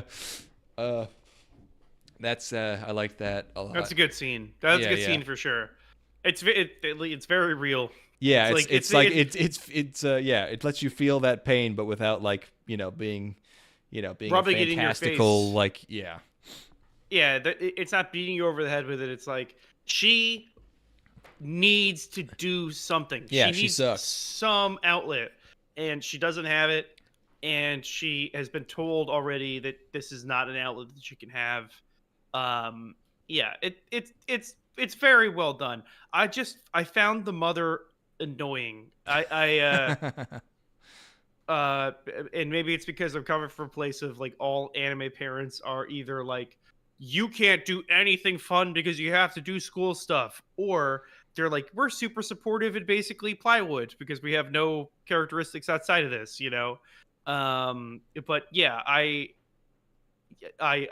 did enjoy that aspect of like seeing all of these different aspects of her life. She's really actually a pretty fleshed out character for being so young, but without her being like without them having to characterize her as though she's an adult, the little girl. Yeah. Like they don't have to like give her adult desires. They don't have to give her like adult sort of perspectives on the world. It's not like there's some sort of higher purpose for this. It's like she really wants to do this, and she feels like she doesn't have a place outside of this, which is a child level of logic, basically, which I think is effective. Yeah. And then the guy yells a lot, and he scares all the hoes. It's kind of relatable. He's very intense. Yeah. Relatable. But she's just so goddamn nervous all the time. But yeah, this is good. I like this. It is good. I liked it too. Yeah. I didn't see Yuri. I watched the first episode of Yuri on Ice and never watched any more of it. So Mm-hmm. I imagine this is not identical to that show. I feel like there's probably a lot of differences between this and that. Probably. Actually, well, it might start out similarly. I think what's Yuri's deal? I think he was like a child skater and then he kind of fell off and then he got back into it. So it's not like And then what's his coach's deal? He's like a pro who sees a video of him that was uploaded online without his permission that he didn't know about. So like, his friend like videos him skating. Whoa, and then you're so good at skating. Yeah, and then like the hottest, blondest, gayest guy sees him on YouTube and is like, "Whoa!" And then he like shows up at his house. Oh man, I was jerking off to videos of dudes skating, and Yeah. I came across this guy who's actually pretty good. I was watching a Fail Army video. I was watching a Fail Win compilation from Fail Army. Bro, I literally came across the video of you skating. Boo. Hold on, I gotta go fucking take a piss before we get to this next one. Do you have any other thoughts on this show that's just good? I don't think I do. No, it's good. All right, blast through your screening while I go blast some piss. Yeah. Yeah, they're really good. They draw her really happy, and they can draw her really fucked up and sad and scared. I don't even know how this. It's what is this hairdo called? It's like they're big cornrows, but they're going to the side. Or is it a braid? What is that? What is even happening there on the top? How do you even do that? They can't be going around each other. There's not enough room. How is that even fucking happening? Wait. I don't know. I don't know how hair works. I'm very confused. I like a nice tiny side ponytail though. That's good. Yeah, there was never any more Yuri on Ice, was there? Did they stop? Did they only just make the one season? Was there like a movie? I don't even remember what happens at the end. I guess he either wins or loses the skating. Oh yeah, that was just the one season. I'm back. He's back. That was good. Next show. Oh yeah. Now we're getting into that good shit. That good. Okinawa de ski ni natta ko ga Hougen Sugite Tsura Sugiru. Okitsura fell in love with an Okinawan girl, but I just wish I knew what she's saying. I need to check this shit out. Which shit out? The Okinawa one or the I just wish I knew what she's saying. Manga adaptation by Milipensi. I was worried about this because I was going to be like, is this going to be untranslatable? Like, how do you make subtitles for this? Because I thought it was going to be like an Okinawan accent, like I know, like what's it called? Kansai Ben. Yeah. But no, I didn't. I forgot that Okinawa just had its own language, which definitely kids don't speak. But in this show, she speaks it because whatever. Why not? It's funny. It's like definitely just something that like old people speak in Okinawa still. But yeah, it's a guy and there's a girl. The girl is kind of like if Nagatoro was from an uncontacted tribe, like in the Amazon. And she talks in crazy cuckoo language. There's motion at my front door. She talks in some other language that's not Japanese, really. And there's whoever's subbing this. Actually, it seems like it works out pretty well to just not translate, because I guess you just can't understand it at all in Japanese. So they just don't even translate the Okinawanese. They just leave it as is, which I found fine. Because the point is that you can't understand it, right? So same difference. But why did she move so fluidly? She's kooky. why did they put so much detail into all of her weird poses and movements? And what are they doing to me? What are they It's doing to me? Why are they it's doing this? it's there's a lot of close-ups. Yeah, it doesn't seem like the highest budget show, but it seems like they're making good use of it. Like it looks good. But they focus mainly on faces. Yeah, there's like the movement is a little, I don't know, it's a little off kilter. Sorry, that was me at your front door. That's no problem. Just Come on in, buddy. Come on in, baby. I had a nightmare where like I wanted to get a package from my front door, but like as I was going out, like there was like a flashlight going through my yard, so I just like hid in my bedroom, and I was just like, it's probably just some weirdo like passing through my yard, just like dream logic, whatever. So I was just like, I'll just fucking hide until he's gone. And then the light just got like closer and closer to my window. Ooh. And then I was just like, I just gotta wait for him to pass. And then like I'm just hiding, and I just hear this, like I hear a loud gasp, like the guy with the flashlight like didn't know I was in there. It was fucking. That's a great nightmare. It was Wow. so creepy. I fucking hated that shit. Like just hiding. Did you snap awake? Like, did you have like no, like I didn't snap awake. No, I was pretty. It was a light wake up. But that fucking sucked. Just like thinking you're hiding and just like being like forced into a conversation with someone. Ah, God, that was so scary. Nothing is worse than thinking you're hiding. That's a terror. That is a terrible series of words. Where you're like the whole point is you're like, I'm going to avoid confrontation here, and then the realization you're like, no, I'm in this shit now. You didn't just grab a gun in your dream, which is interesting, but nope. That is so terrifying. Yeah. Wow. What the fuck? Really bad. Yeah. But anyway, getting back to this Okinawa and shit. They the opening is like they're doing like I guess Okinawan dances or something. It's a lot of Okinawa, yeah. They're very I don't know. They're like vaguely like tribal dances, I guess. I don't know. Whoa. Okay. And I'm just like, what would be the equivalent in the United States? Like, Hawaii? what would you do? Hawaii. You do Hawaii? Hawaii. Would it be acceptable to do a show about like I'm falling in love with the Hawaiian girl who speaks? I mean, no, it would not be acceptable to do a show where a boy falls in love with a girl. But well, maybe now.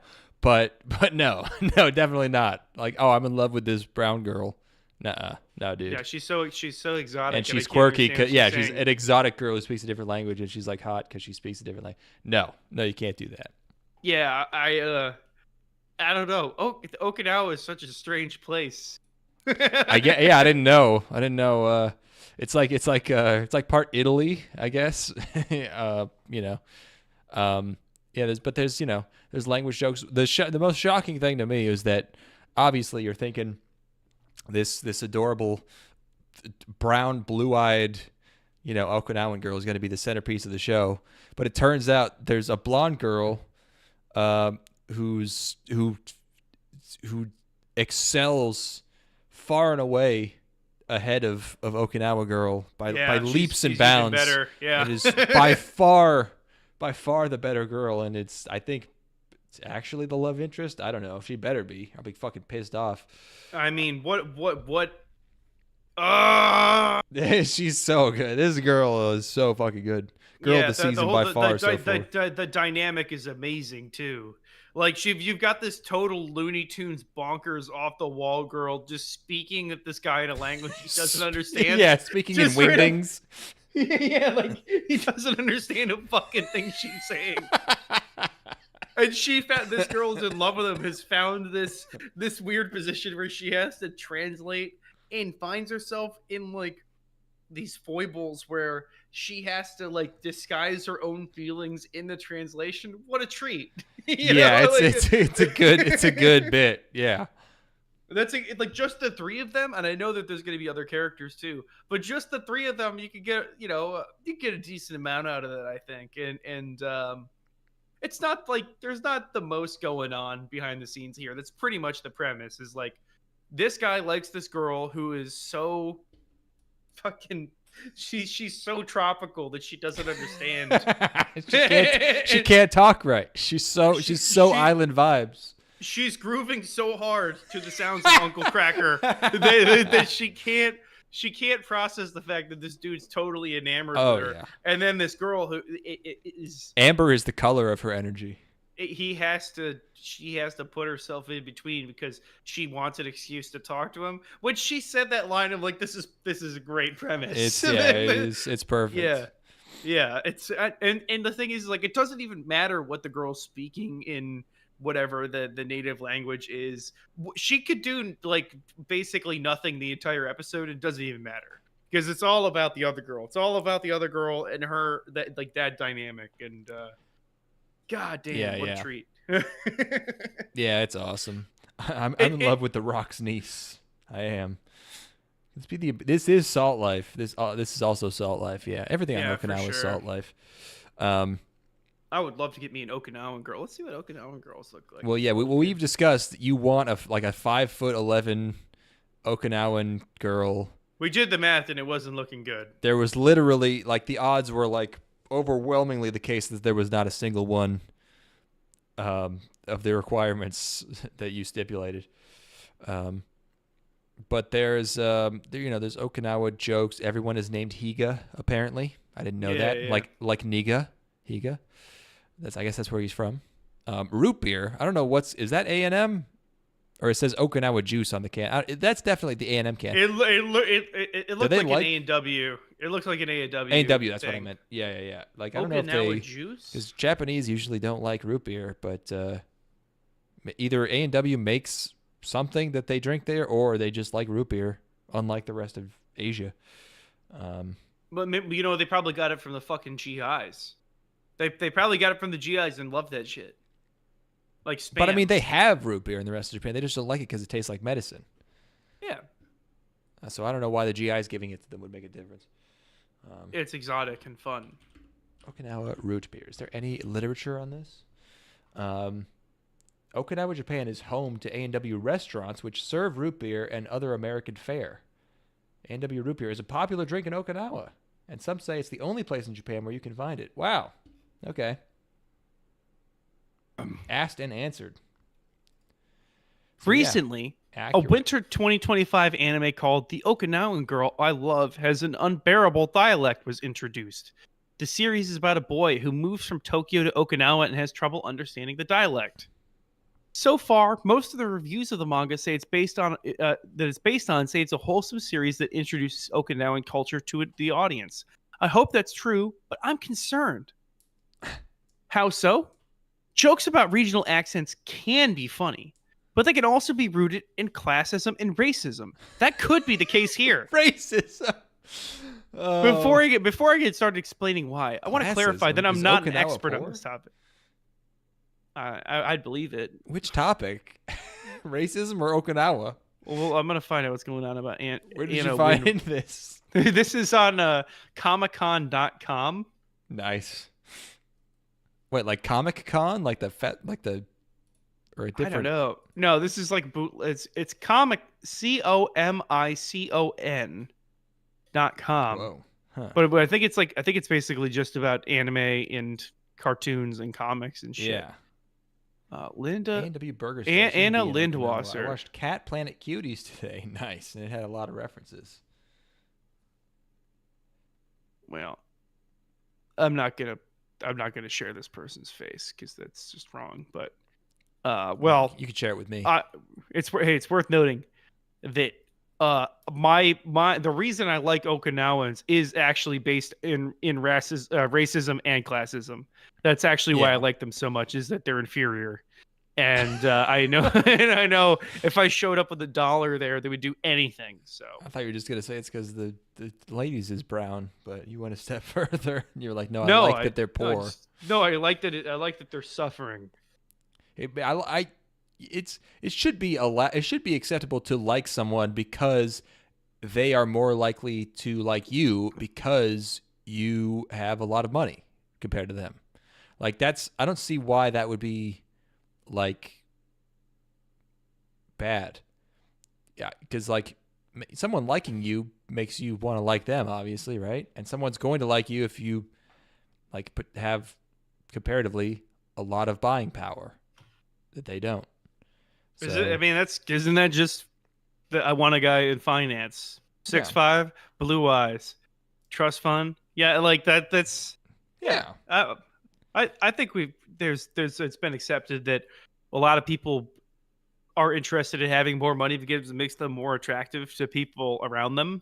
Like that's just extending that to we're global. We just think globally. That's all. We act locally, but we think globally. And we think globally, we'd be a lot wealthier in these poor ass places. And if we went there, we'd be a lot more attractive. That would be discriminatory to not think globally. We just don't think within the walls of these artificial walls that we put up that we call borders, right? You know? That's so we don't true. Yeah, we're just more open-minded than your average person. Happy D has to go to sleep. I hope you have the correct opinion on Zenshuu. It's incredibly mid. It's spoilers. It is incredibly mid. Is it even mid? I'm not sure if it reaches the point of being mid. Is it even mid? Wait, what? The animation is nah. There's nothing going on there. I'm not even sure what? It's mid. Yeah. Is it? Do people like that? Might not get up to. I don't know. It's not even mid. It's not even mid. That shit sucks. It might be something that like people like it because of the concept, and then a few episodes in, everyone will stop talking about it because they realize it sucks. It doesn't even have like great ratings. Now I don't know if people really like it. All right, well, yeah, dude, there you go. No, Happy T, no, that shit sucks. Also, maybe we're just not up to date on Zoomer lingo. Like mid might just mean bad now. I don't know if mid actually means middle. You know? Oh, it's not even mediocre. Yeah, mid might just be it's shit, which is kind of counterintuitive. But let's look at Urban Dictionary. Mid. I don't know if that'll give you the right. Used to insult or degrade an opposing opinion, labeling as average or poor quality. So it could be even down into. yeah. Happy D, you don't have to lie about being a Zoomer. We know. You're 17 years old. Yeah, we know that you've been groomed by us for years. We've molded you.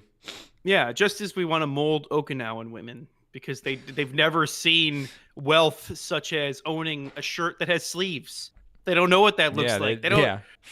Introduce them to Uggs. Oh, that'd be awesome. Yeah. Dude, Okinawan girls would love Uggs. Oh my god. Okay, so yeah, okay. I love that we're treating them like like bush people, where they're like it's like a first world country. There, yeah. It's like I would show them a cookie. You know, I would teach them. I would drive them around in a car. Yeah. Wow. I know they have all those barricades. This is a cell phone.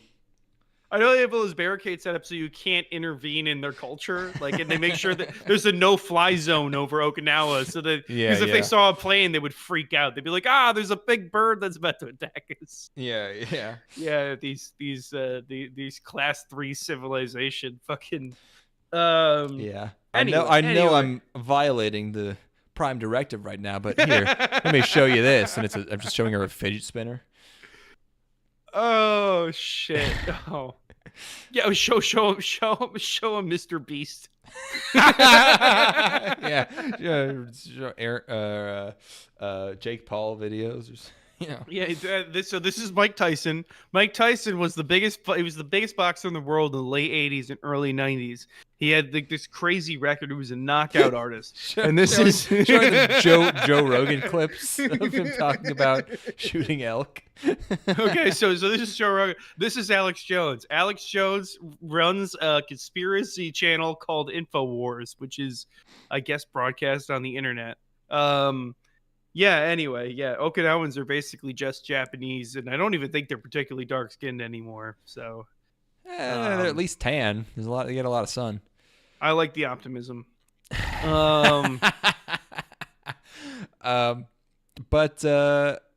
Yes, and then I knew a gag like this was coming, but I still liked it. Where, after the he calls out, her name is Higa, and everyone turns around because everyone's name is Higa. But then the gag I was expecting also comes where he says her first name, and what the hell is her first name? Not Yui. I don't know. Whatever. Saying her name means Her I name love is, you your in name is Okinawan. Kanahiga. Kana, right. So Kana-san. So he says Kana-san. So Kana-san in Okinawan means I love you. By the way, look at how they drew her ass in this frame. Yeah, This they is knew a what they were really doing. brief frame. Goddamn masterful. Look at that shit. That is like Tasteful. tasteful, downright tasteful. I'm not feeling any lust. I'm just appreciating right now. Yeah. But that's a very brief frame, and it's just it's crazy. Yeah, it's like a Sears catalog. It's like, yeah. It's like Good Housekeeping. Yeah. I'm sure that this gag is not enough to sustain a 13 episode long series, but I did enjoy it. I thought the girls are great. The blonde girl obviously is amazing. Fun show. Yep. And then Fun show. And then he eats a lot of. Everyone's very excited to cook for him Santa Andagi. Oh, god damn it. It was muted again. Fuck. The Azumanga Daioh clip. Santa Andagi. Yep, it's back. It's back in anime. Santa Andagi. And yeah. So yeah, Blonde Girl's best for show. I really like the first. There's a first. At one point, there's a first person shot with like all her hair in the frame. I love that a lot, and she's the best, and I love her a lot. And that's it. So primitive, these people. It's a lot. I'm glad we could bring attention to to the needy in the world. These third world countries. Oh my god, look at the size of that thing. And then a big black bull shows up. Oh no! Yeah. Uh-oh. Oh no! Don't worry, it's okay. It was literal. Not that kind of. Not that. Yeah. Yeah. Who would the bull even fuck in this scenario? Like he's not dating either of these girls. You know what? I guess these lustful tribal folk wouldn't be able to help themselves. They must. They would immediately present themselves. Yes. Yeah. They recognize the superior member. And they have an insatiable appetite. Me explaining to the Sarge why I've been arrested after my night out in Okinawa. Sir, they don't understand. I killed them all. Not just the women, but the children. You got a speeding ticket, Private. Calm down. Oh shit! Oh. Okay, never mind. Yeah, that's Whoops. what I. Hey. I was just quoting Star Wars. Okay. You got a citation for drinking in public disorderliness. Yeah, you drove at an alcohol level of 0.30. It's a miracle you're alive. Yeah. you were driving on the left side of the road, but by accident. But that was luckily the right way in this country. This is the third lost portion of Lost Highway. The third section where he's a GI, and yeah, the cut. Yeah, the other cut of the movie. Oh, good stuff. That's that might be my fave so far. Yeah, I'd say so. All right, now we've already we already pulled back the kimono on this one here. Yes. Oh, there it is. I love this frame. So much hair. Yeah, Zenshuu. It's a Mappa original. Hoo boy. They love doing those. This is a show about an anime drawer, a drawer, an animator, come director, a lady, and she makes these anime within an anime, which they always have to make as shitty. They have to make them look as shitty as possible. They can't just like make a plausible looking show inside the anime because I guess they think that'll confuse people or something. So it's just like kind of generic magical girl show. But then I like legally distinct. Yeah. I also really like that her next project is like a G-rated family romance movie that absolutely is taking shots at Hosoda. Like Hosoda's catching strays from this show. It's that exact art style. Of course. The generic title, Hatsukoi. You know, The um, atmosphere, the color just palette. that color, that whole shit. Yeah. Yeah. Um, but Oh, you say, oh, you're. It's like taking shots at like, it's like taking shots at like fucking Steven Spielberg. It's like, all right, I motherfucker, guess. what have you ever done? Oh, the guy only made the highest fucking highest grossing film in the history of Japan. Like, Wait, Anyway. no, that wasn't Hosoda. That was the other guy. Oh, Makoto Shinkai. That was It's Shinkai. it, but that's the same shit though. That's all the same sort of. I was Mm. thinking Shinkai with the way that the poster looked. No, I thought it looked like Mirai, or like Girl Who Left Her Time.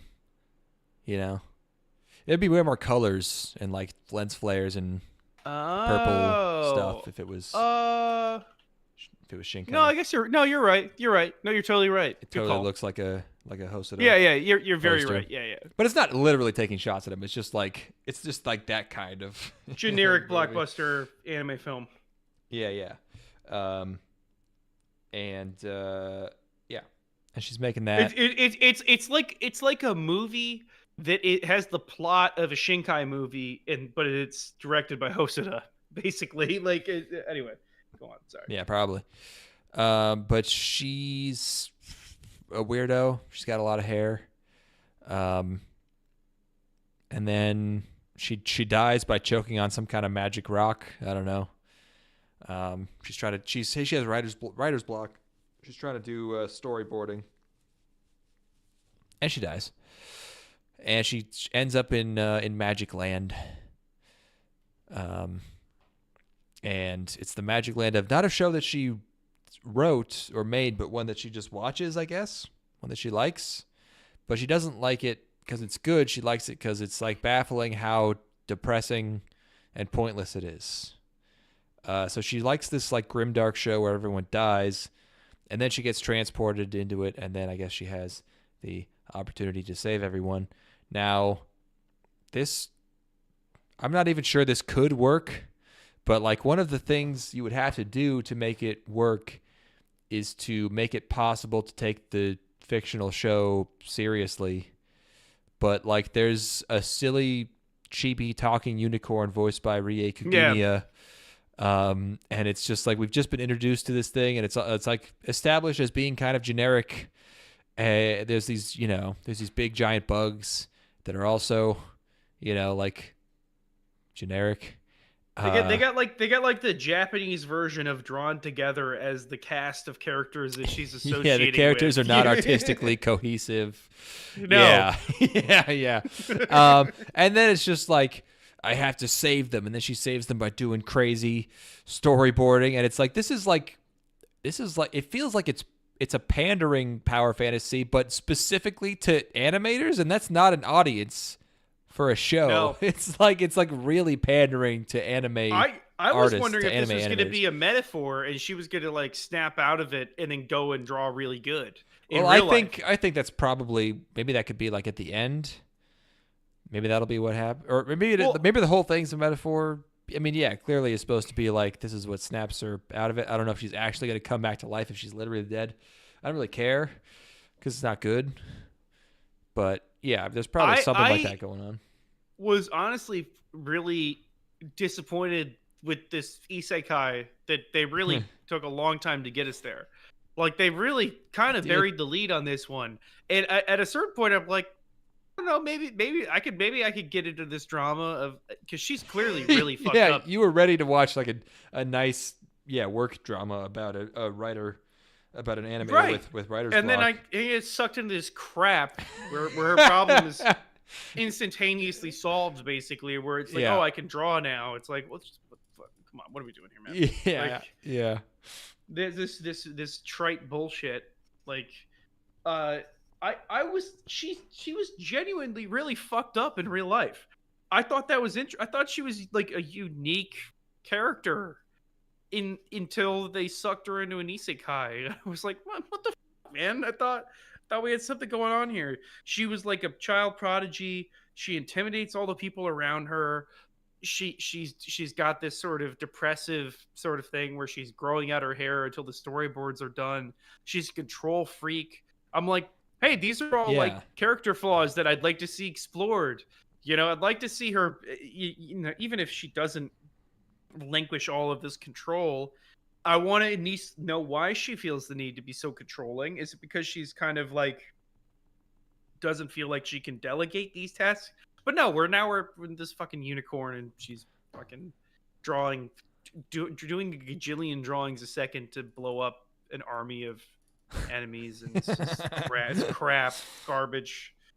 Yeah, there are those aspects to her character. Maybe they'll bring those back and do something with them. It's not. I wanted them in the real world. Realm of possibility. Yeah, I can't imagine them being as interesting in Isekai world, but maybe they'll do something. I'm not really. There's places this could go that could be good, but yeah, as a first episode by itself is like, it's just the world that she gets taken to isn't interesting enough. It's the least interesting world.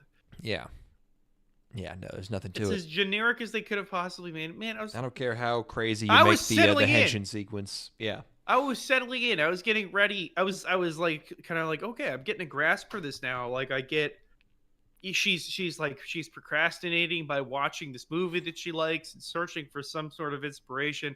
And I don't think that like an artist going through a creative block is like terribly new territory, but like I at least felt like there was something going on there that was ripped away from me. So fuck you. This sucks. Yeah. Maybe I'm a little harder on this than I need to be, but I was disappointed. Yeah. This is not really doing anything for me.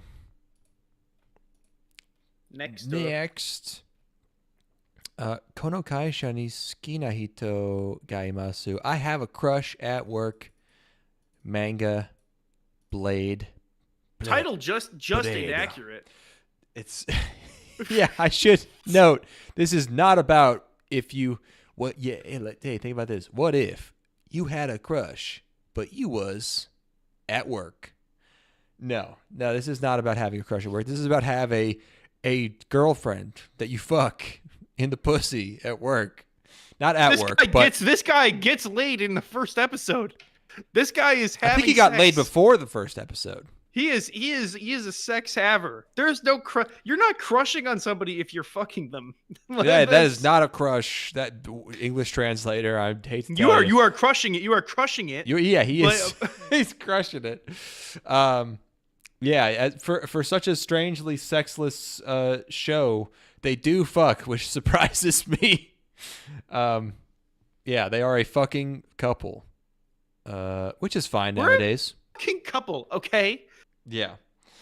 But they're at work. They have work jobs, two of them. And this takes place in some universe where anyone would ever find out or care if two people at work were dating. I mean, maybe I guess women talk about that type of shit, but they have to thrust upon them in like very unlikely scenarios to make it even possible for anyone to ever find out, because how the fuck would anyone ever find that out? Even if you go out constantly. What was the last, every once in a while you see someone in public if you live in the same city, but it's not that often. The one time I ever had a 9-to-5 after college, I was sleeping with two coworkers at the same time. What? And everybody knew, and nobody cared. Okay, well they at least knew. All right. Yeah. Did the girls care? One of them did. Oh, okay. The other one didn't. The other one didn't at all. No.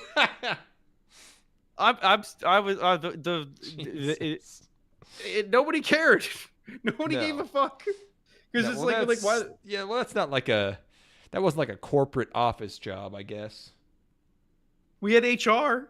Everyone has HR. That's no, but it wasn't like the most buttoned up fucking work environment ever. Yeah. But it was yes. And you're not Japanese. No, it's not yet. I wish. As soon as I buy that Akio home. Yeah.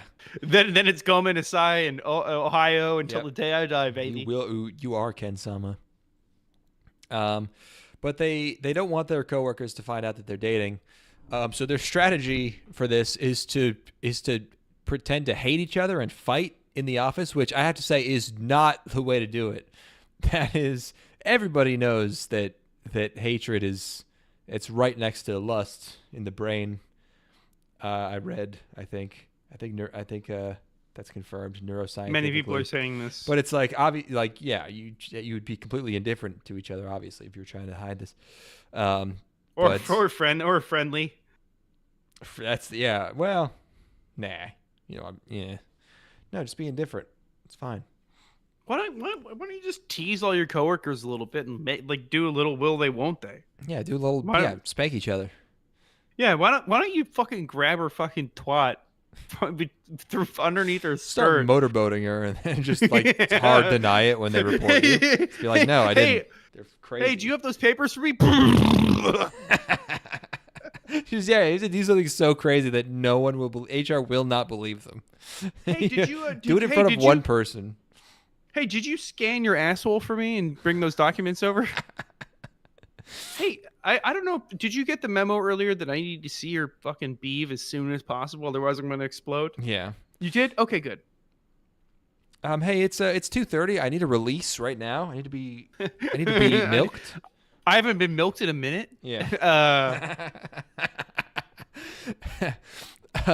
So they keep having encounters at work that they have to keep it on the DL. This is definitely like, I don't know if this is even could be classified as a fetish. It's almost fetishistic because it's like the only bit. It's like we have to hide it, but we're a couple. Whoa, it's crazy. It's pretty cute. I do like it. I do like this dynamic. Yeah. So they're in the elevator and they have to pretend to be, like neutral on each other when their coworkers talking to them. And they go to the movies and they see someone from work at the movies. And I was like, they're really pretending they're just together at the movies coincidentally, like to this third guy. But then he winks at them, so it's like, okay, he knows. I was surprised when they mentioned that they had known each other for 6 years and then just started dating. That's a long time. Maybe they didn't work as directly with each other that whole time. I don't know. Like they did join at the same time. They mentioned big office. Yeah. But then they fuck, and you're like, wow, they fuck, huh? That's new. She goes back to the office, she goes to the office in the same clothes that she had from the day before. That's like as walk of shame. You can't get any more. We had sex than that, unless we saw full on penetration. That's like that is the confirmation right there. Pretty cool. Mm-hmm. Yep. Yeah, it was okay. I thought it was cute. I like to see where they hold hands in the elevator. Yeah. I know these people have had sex, but that's you like the hand holding better. Yeah. It gets me going. Gets me going. Yeah, I'm a refined gentleman, obviously. Not so base as to just care only about the carnal elements in the relationship. I had a girlfriend in high school. We would just like make out in the hallway. Big time. I guess absolutely. I think I like to imagine I would have more control as an adult, but then I'm like, actually, I don't. Well, I'm not 100% sure. You were basically on fucking testosterone while you were in high school because you were fucking 16 or whatever. I guess compared to now, yeah. Yeah, they were just trying to make your body as big as possible in every direction. So they squandered that one. Yeah, you did pretty good for being Irish. Well, the Irish were fighters. What are you talking about?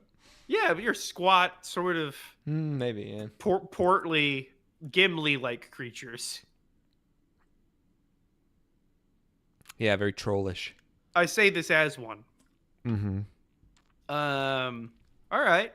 Yeah, I think I actually kind of enjoyed the Office romance show. I thought it was fun. Yeah, it's not bad. The bar is low this season, obviously, but next up. My cat has been such a fucker. She just is constantly plopping herself in front of whichever monitor. She'll find whichever monitor I'm looking at and just get in front of that one. And like She's a she baby. won't look at me, but like she'll just pretend to nonchalantly just like be doing whatever. But she knows that she's in the way. She'll just be licking herself like in between me and the monitor, and I just have to constantly be picking her up, and putting her back on the floor. It's like just get the fuck out of here. The age old problem of anytime somebody tells me their cat is doing something bad, it's just really cute. Yeah, you love it. Yeah. All right. Our last show that we'll be doing tonight for part 2. You know, we almost didn't watch this one. Thank God we did. Missing out, man. Yeah. Mahoutsukai no Yakusoku. Instead of The Magician's Promise. No. The English title, Promise of Wizard. Because we can't have like a dignified, like real sounding title. No, Promise of Wizard. This is based on a simulation video game created by Coley. I don't know what that means. It's Lighted Films. It's the studio. I started watching this and then realized I did accidentally download Mahoutsukai Precure Mirai Days. So I got to watch a few seconds of Precure before going, whoops. Oh, no. Uh-oh. So I had to download this. And yeah, it's cute boy time here. There is, it's a girl. Fuck, dude. She gets into very, very, very, very plain, You can't get any more plain than this lady. This is the plainest lady ever. Male harem protagonist, very plain girl, gets into an elevator, meets a sort of wizard cat boy with fangs guy, and gets transported to I don't know where. Like there's nothing happening. There's no things in the place, but there's just a bunch of people there to greet her to tell her that there's magic now. And one of them's name is Cock Robin. It kind of almost made it worth it. By far the best part of this show is that a guy's name is Cock Robin. Yeah. Fuck. And then the opening plays. There are so many boys. Oh my gosh, so many boys in this show.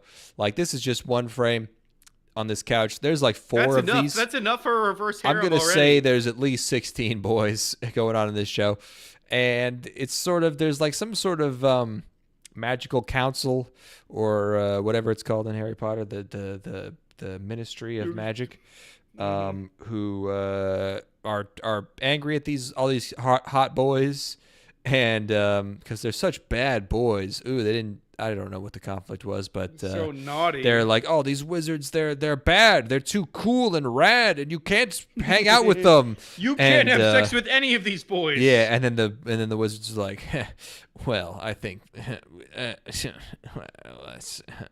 we'll show them. We'll show them a thing or two. Why don't we show them some real fucking? Yeah, just sit back, One-chan, Ojo-sama. Yeah, and then they turn that guy into a mouse. Because they're bad boys, but they're not violent. They're not going to kill anyone. They're like, hey, he'll be a mouse. Crush this mouth. Let's crush this mouth to death. Yeah, they should have put him in a sock and spun him around and hit him against the wall a whole bunch. Is there a microwave? Bring me a microwave. This is microwavio, Samunio. Sadistic fucking guys. Akio 9mm. I cast a spell that separates him at an atomic level so that he is getting pulled apart at the seams, literally. Yeah. I'm going to magically make him eat a ton of uncooked rice until he explodes. I know that's pigeons, but, whatever. I stapled them to the ground, and then there's a bamboo shoot that's going to grow up through his torso. Yeah, they should just be psychos. That would honestly make them like way hotter to women. I was gonna say women would love that shit. Oh, they'd be all. I think that's what dramatical murder is about, wasn't it? I don't know. Sometimes I think I should just carry a gun on me just to see if I get more female attention if I've got a gun on me. Open carry. Yeah, I could open carry here. Yeah, I'm like a normal looking guy. If I just go around with like an open carry, like. Do you think that I get more fucking cooter action off? From chicks with like tattoos and just like stockier, more Germanic stock of women. Yeah. When I stand up at the baseball game, stealing all that valor, I've also got the strap on my hip. Yeah, you've got the waistband and like, you've got like 2 I'm- guns in multiple I am places. I am rock hard. Yeah. I am, Yeah, my definitely. boner is really struggling to stay in my pants as I'm stealing this Yeah, valor. just constantly adjusting. You've already given me more information than I had lost. Yeah. From watching this. This is not for me. No, not only is it not for me, it's not marketed for me. It's not. I'm not the demographic, the target. This was a waste of time. This was a waste of time. Is what we're saying. I would say that. This is the. Let's be honest here. This was 16 minutes of my life. I'm never getting back. Yep. Yeah. The show is a full 24, by the way. We're just saying we both watched it at 1.5x. That's how dangerous we are. Yeah, we we're don't bad even watch boys. these things at full speed. Yeah, we're bad boys. We lie to you and be like, "Oh yeah, we watched all these shows." When like this, like, come on, how much of this did I watch? Watch fast, die young. Yep. All right. At the rate we're going, we got another 2 of these to go. Yes. I'll Where watch it's gotta more be shows next time. This time for sure. This time I'll change Why my whole bother? lifestyle. Why bother? Why would we even bother? But they should just do them as eight episodes a pop. Like, Then we'll have to do like 5 of these. no, this is 4. This is 4 this time. Like, we could. 4 seems reasonable. Oh, I mean, yeah, it's 2 not more like- 8s. Oh, yeah, I guess we could do that. Yeah, it's not like we're really hitting a lot of A grade material either. I'm not feeling particularly inspired. It's like this is a go through the motions kind of season. I think where I'm like, what? I mean, I remember when we were looking through the previews, and I'm like, what in the fuck is there to look forward to here? Yeah, You know? I think we've already hit a lot of the major ones. Christ I am somewhat worried, but hey, I always am. Yeah, That's well, I'm fine. looking forward to Ubel Platt. that's It's a what good I'm title. really. Yeah. That's Honey lemon exciting. soda sounds refreshing. Farmagia, the Farmagia, Pharmagia. Farmagia. That's not gonna be good. Oh, this is the fairy tale. Oh boy, yeah. That's boy. Look forward to some good stuff, everybody. I mean, it really is. It's not going up from here. I don't think it is. No. I'm seeing at least. I could speculate on more. I'm seeing at least 5 more full-on isekais here, or at least like.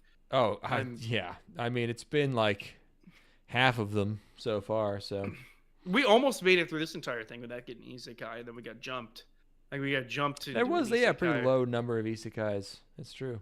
For this section. I mean, we got it out of the way last time though. Holy shit! Last time I mean, was nuts. Yeah. Yeah, and I would like to say that we ate our vegetables and now we got our meat, but like, it's even the stuff that is here, nothing's like an all timer. Yeah. This may prove to be the best bunch of winter, but we'll see. We'll show you. Don't give up hope. We're not quitters. Yeah. Oh boy, that part 4 is gonna be fun. So much energy, I can feel it coming. All right. Yeah. Thank you for listening. Always a pleasure. Yes. We'll see you. We'll see you in a while. Whoa, it's loud even at low volume. Follow us on Twitter. I'm Shakira but male. He is Shakira but male. Yeah, I'm Time Cube Isekai, and I was gonna I used to shill the email, but just our DMs are open. What other social media do we have? We still have that phone number, but I forget what it is. You have to re-listen to all the rest of the episodes and find one where I mention it. Come drop your comments in the chat while we're recording like a fucking man. Why do you have to hide behind emails and phone calls? Why don't you come say shit in our chat to our fucking faces? Leave us voicemails of you reciting numbers that will keep me awake for months while I try to decipher them. How about you say the shit to my goddamn face? Come here. Come to my house. Reenact my nightmare for me. Make me doubt my own reality. Do it.